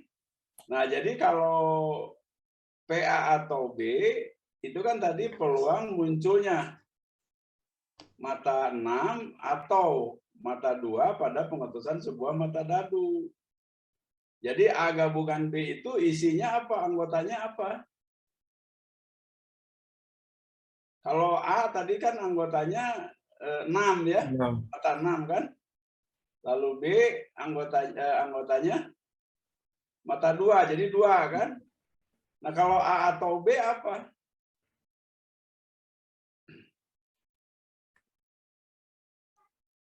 Jadi 2/6, Prof. Bukan, saya Oh. nanya. Kan A atau B itu sebuah himpunan dulu kan, makanya belajar Oh. himpunan di awal itu. Kalau A anggotanya 6, terus B himpunan yang anggotanya 2, maka A atau B anggotanya apa? 2/6, Prof. 6/2. 2 dan 6. Bukan 6 dan 2 atau 2 dan 6. Wah, kan, kamu kan himpunan dulu di awal belajar tuh, si Agung dulu yang jelasin tuh. Makanya pengen kemarin waktu saya ngasih soal tes himpunan banyak yang salah ya. Jadi kalau kan tadi kejadian itu kan kumpulan dari titik-titik sampel tertentu kan. Nah, A itu tadi kejadian muncul sisi bermata 6 pada pengetusan sebuah dadu dan ditulis sebagai himpunan yang anggotanya 6 kan tadi dijanjikan gitu. Lalu A adalah kejadian munculnya mata 2 pada pengetusan sebuah dadu yang sama tadi ya. Jadi B anggotanya apa? Mas Nur, tadi kamu kan menjelaskan yang A itu anggotanya apa? 6. Ya, A himpunan yang anggotanya 6. Lalu B Himpunan yang anggotanya 2. 2. Nah, lalu kalau A atau B, kan itu A atau B itu gabungan kan? Iya, Prof. Jadi A atau B itu tadi kan saya udah katakan yaitu himpunan atau kejadian munculnya munculnya mata 6 pada dadu atau 2 pada mata dadu itu juga. Jadi atau itu kan digabung kan? Jadi Ya, A atau B itu anggotanya apa? 6 sama 2. Ya, 6,2 ya itu. Nah, oleh kamu catat ya. Tadi PA-nya berapa tadi? 1/6. Ya, lalu PB-nya? 1/6 juga. Nah, sang PA gabungan B. 2/6, Prof. Iya. Nah, jadi itu ya. Jadi di situ PA gabungan B ternyata untuk hal ini ya sama dengan PA tambah PB. Betul kan?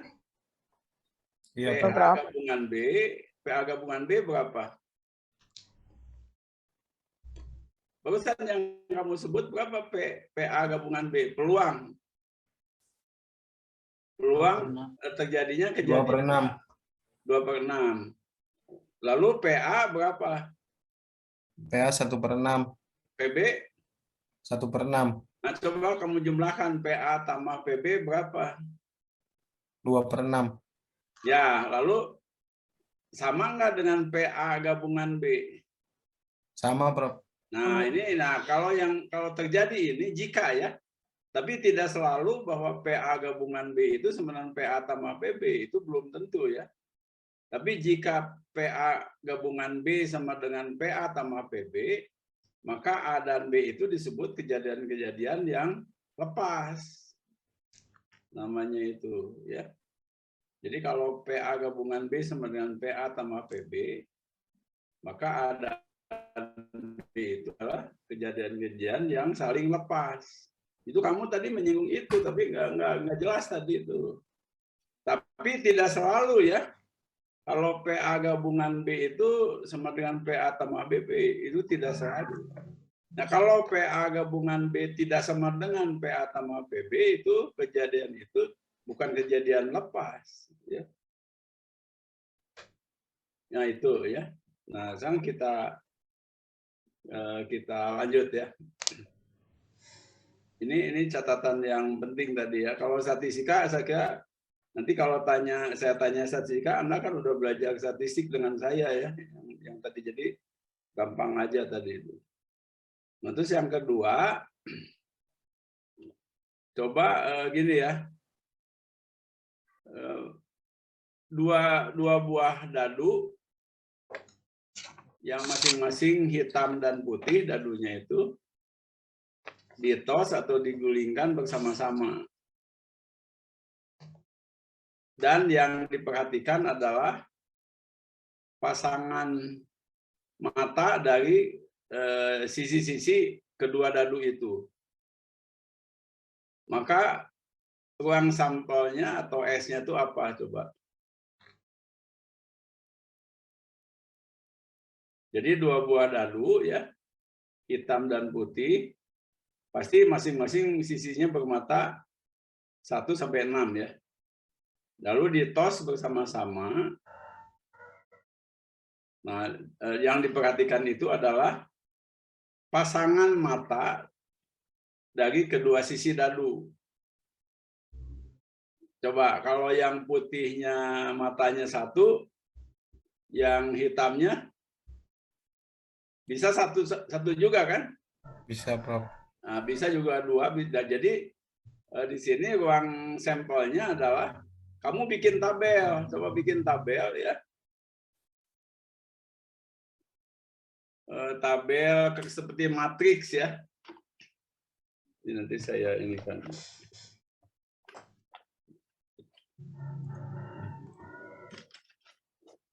Ambil dulu kertasnya.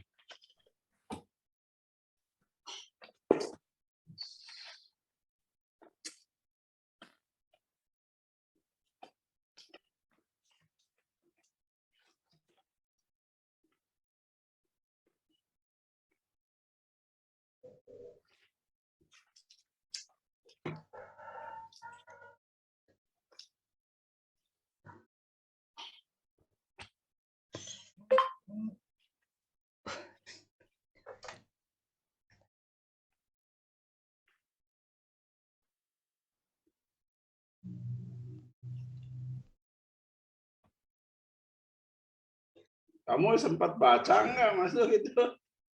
Yang kejadian lepas dan bebas itu? Iya, Prof, baca. Ngerti nggak? Ngerti, Prof. Alhamdulillah. Tapi kalau yang majemuk, barusan kalau cuma yang majemuk tadi itu nggak ada di buku tadi. Nggak tahu Mas Suri yang nggak nemu.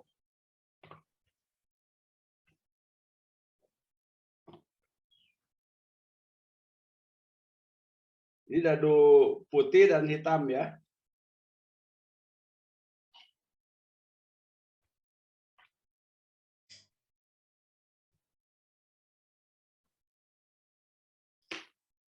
Ini kamu bikin tabel ini untuk membuat ruang sampel tadi itu.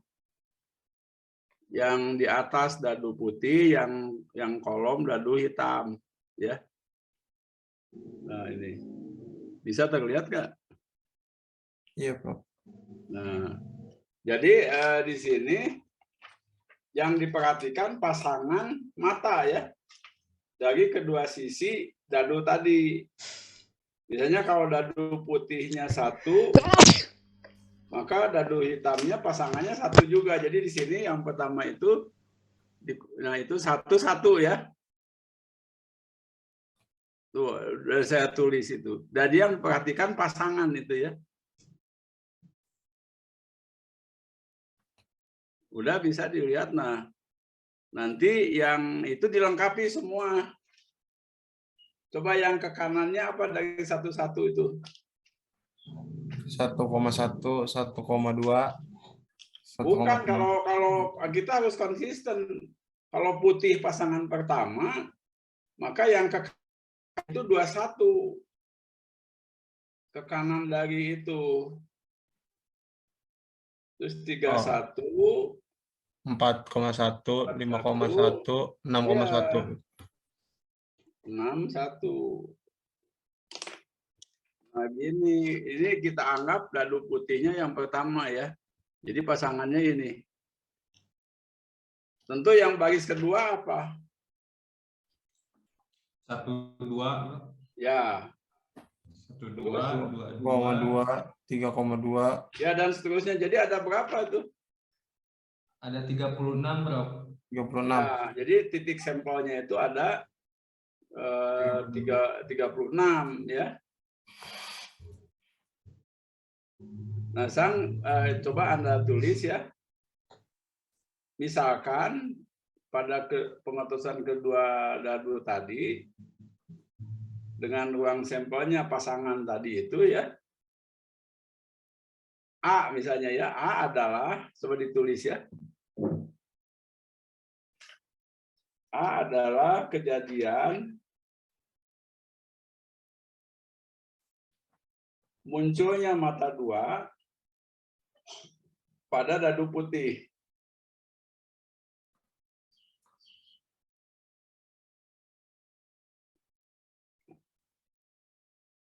Itu A ya. Jadi A itu kejadian muncul. Jadi pada pengetahuan itu ya, A kejadian muncul dua pada dadu putih.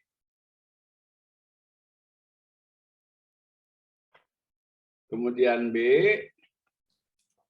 muncul mata 4 pada dadu putih juga.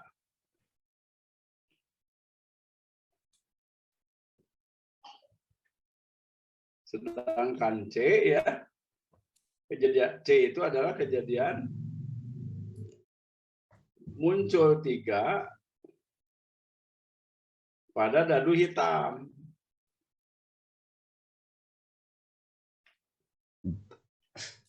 Nah, di gambar Anda, coba Anda aksir ya.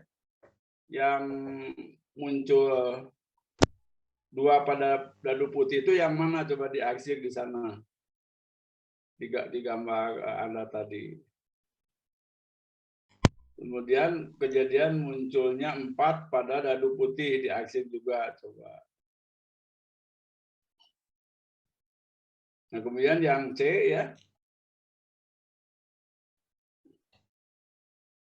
Yang C itu muncul 3 pada dadu hitam. Jadi yang mana itu? Apa saja coba anggotanya? Atau Anda tulis dulu A itu anggotanya apa coba?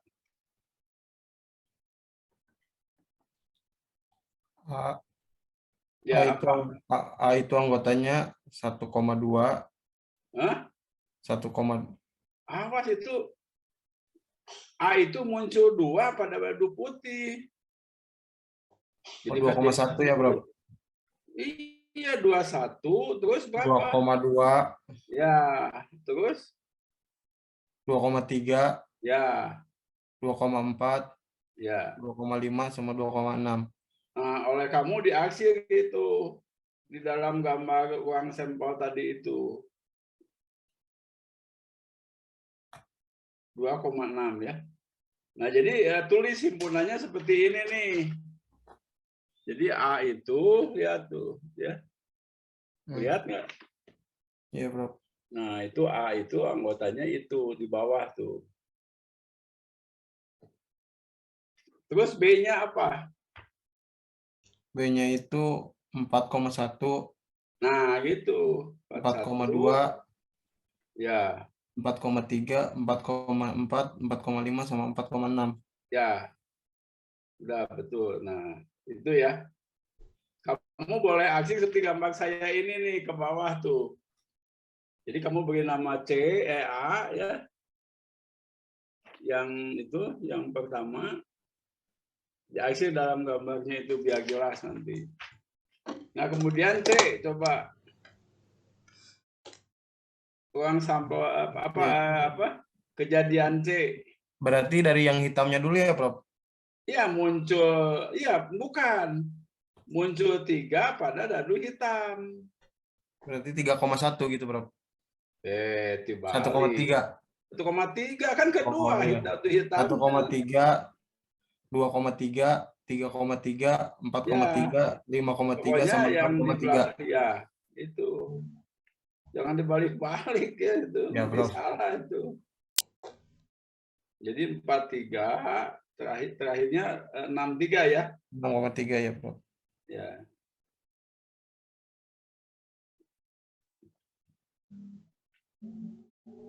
Jadi di akhirnya kemana tuh?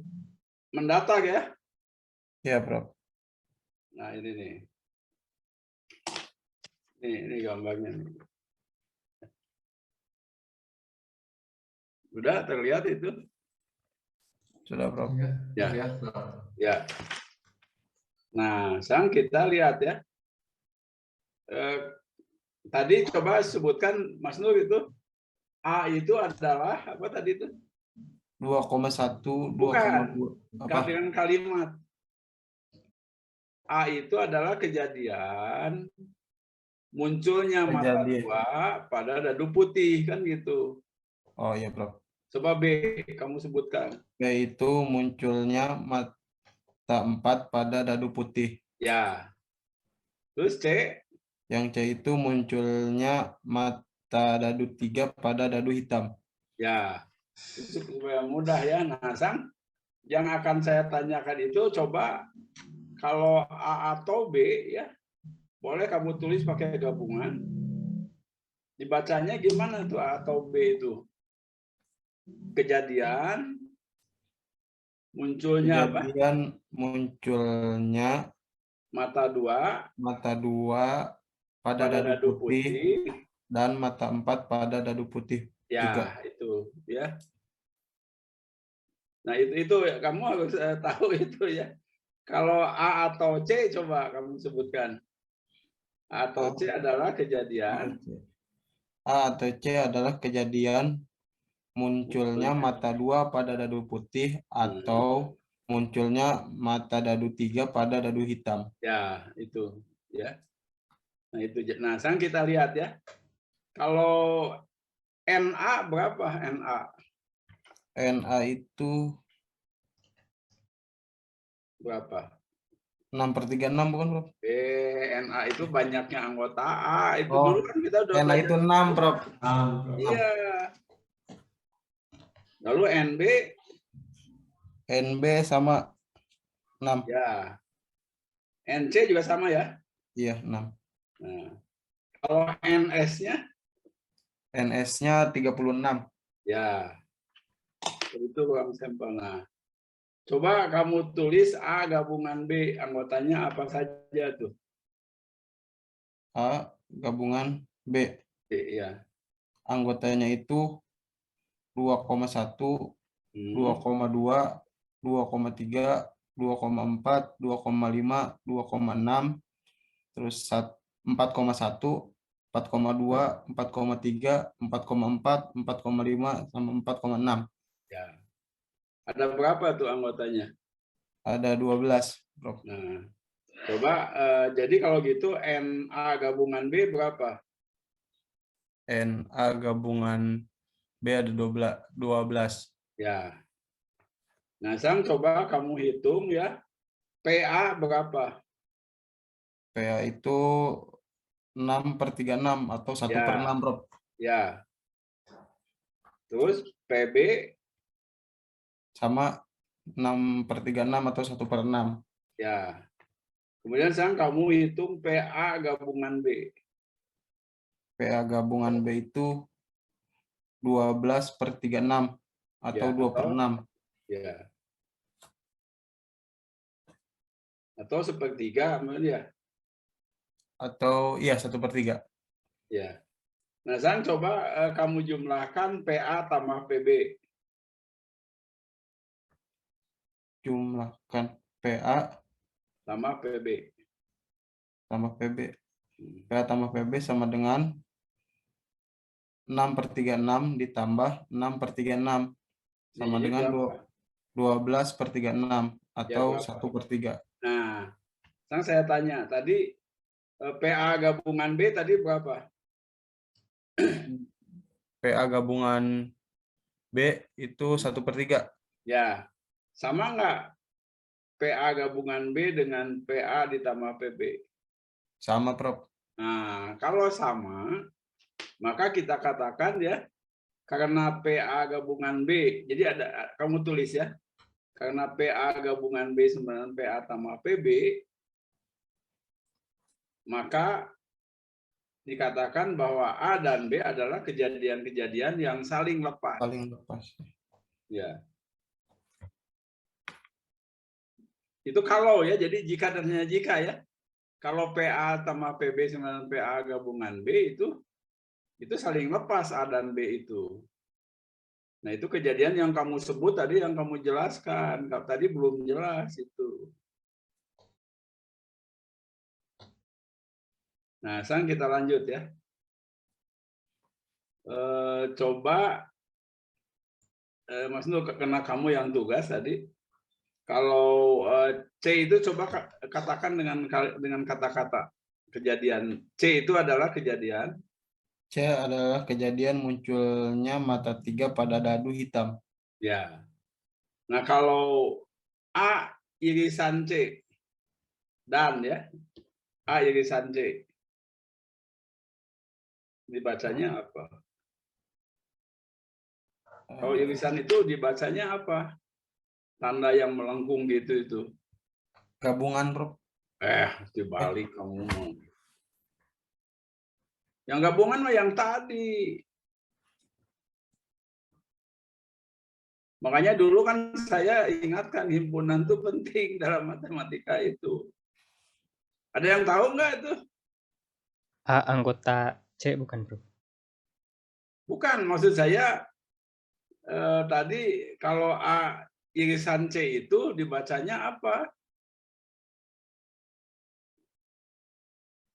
Tanda yang begitu, yang irisan itu dibacanya apa? Wah, tadi tuh si Agung dan kudu bisa ngajawab. Gum, kalau irisan dibacanya apa? Kan kamu dulu yang jelaskan itu. Prof. Ya tadi A, lalu ada irisan C yang saya tanya itu. Nah, irisannya itu dibaca apa?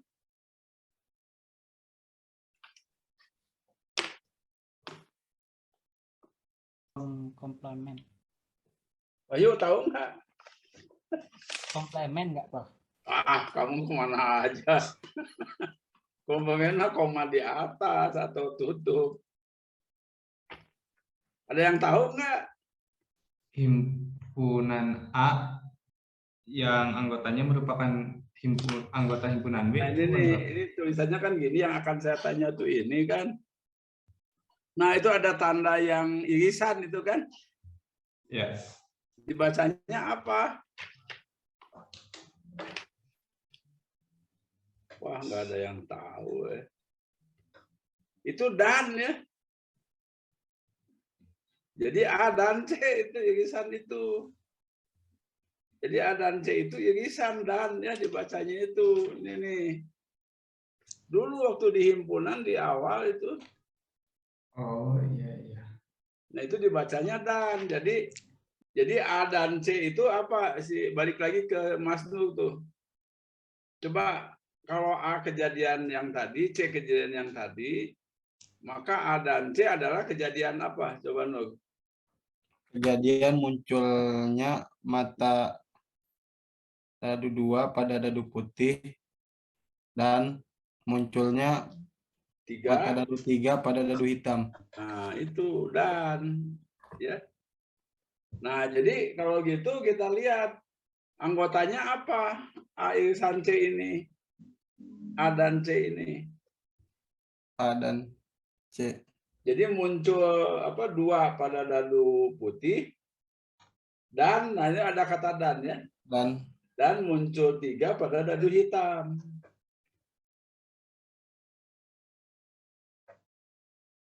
Ya tinggal lihat aja irisannya Oh. oleh kamu, coba. Ya, Prof. Nah, irisan C apa gak isinya?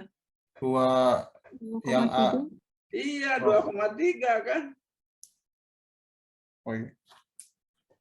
Nah, jadi kejadian munculnya 2 pada dadu putih dan 3 pada dadu hitam itu hanya 1 ya. Sebab dan itu merupakan irisan dari kejadian A dan C. Ya. Nah, kalau gitu PA irisan C berapa? 1/36. Ya, PA irisan C 1/36. Lalu PA berapa? PA 1/6. Ya. Terus PC 1/6. ya. Nah, coba kamu kalikan apakah berapakah PA kali PC?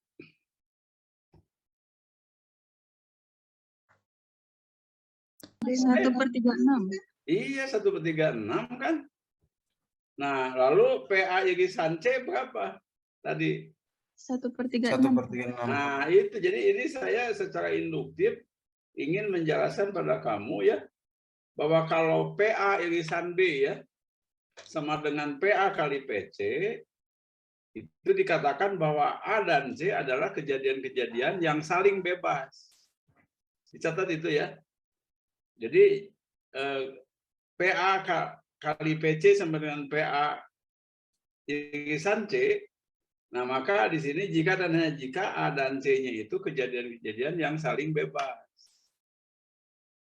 Nah, itu beberapa contohnya ya. Paham nggak? Jadi dengan demikian kamu udah tahu bahwa jika A dan B itu kejadian yang bebas, maka pastilah PA irisan B sama dengan PA kali PB umumnya. Ya. Di sini saya ambil contoh yang itu. Coba kamu cek itu B dan C bebas atau lepas tuh? Kejadian B dan C. Bebas juga, Prof. Ya, karena tadi B irisan C-nya kan 1/36 juga ya. Iya, Karena Prof. yang muncul itu jadi B irisan C itu anggotanya 4,3 ya. 4,3. Ya. Nah itu jadi di sini A dan B itu saling lepas, sementara B dan C itu bebas.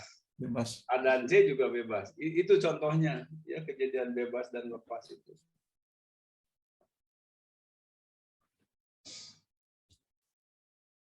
Ada pertanyaan nggak? Silakan. Sebelum saya tutup nih, ini udah 11:30 nih. Nah, lalu saya beri tugas kamu ya, itu Wisnu. Coba berikan contoh-contoh lain tentang kejadian lepas dan bebas. Ya. Tentu dengan menggunakan peluangnya. Ya. Misalnya pada pengetasan secara bersama-sama mata uang logam dan dadu. Coba kalau mata uang logam tuh kejadiannya ada berapa?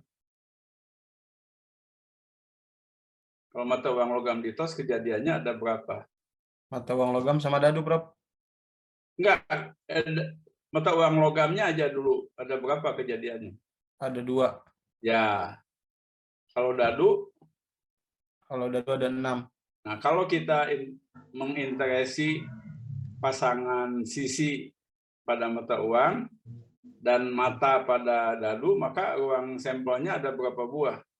Ada 12. Ya, ada 12. Nah, nanti kamu tugasnya memberi contoh di dalam pengetesan UL itu mana yang bebas, mana yang lepas ya. Tapi kamu harus sebut dulu A-nya apa, B-nya apa, C-nya apa. Sama seperti ini. Nah, itu ujian itu udah pasti ada itu. Ya. Yang kejadian bebas dan lepas.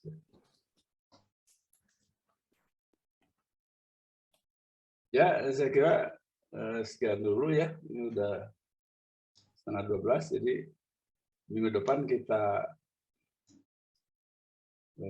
latihan soal-soal ya. Kalau perlu soal mana yang kamu belum jelas ya.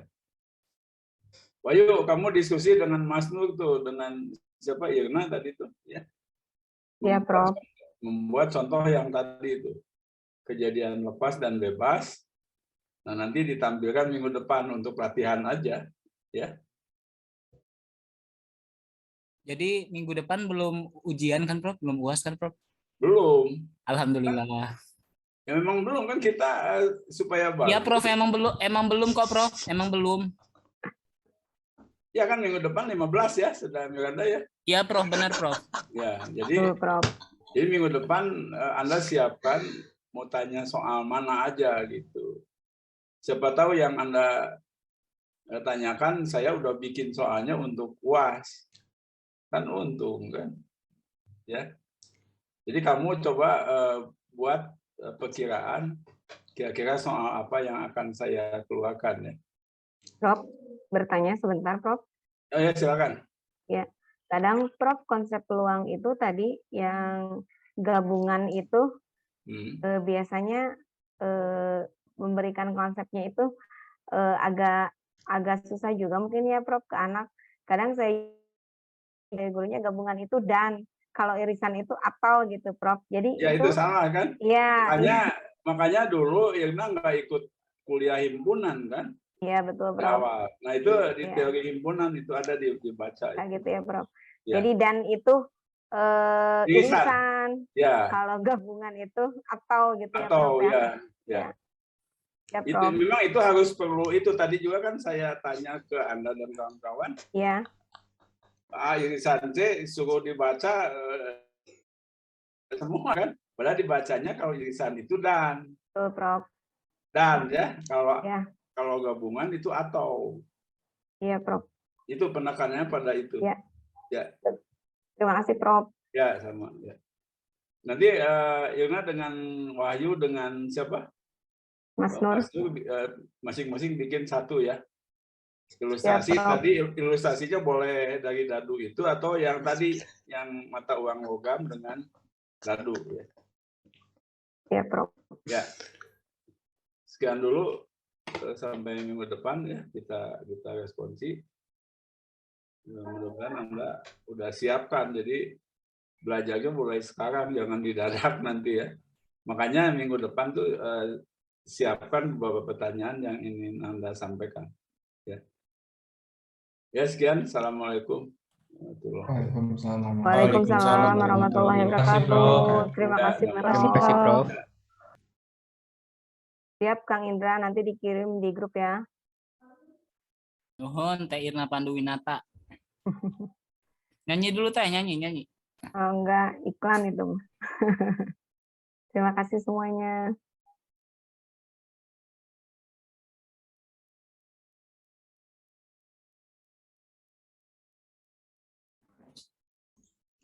Assalamualaikum Miranda.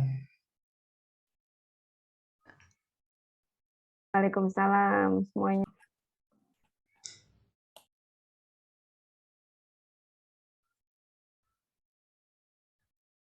Ibu Miranda, ayo orang ngerjain itu, ngerjain tugas Pak Atep.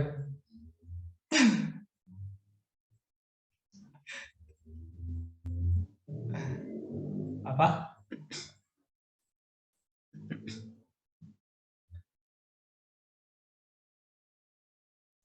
Beban banget ya, Kang, kita terakhir.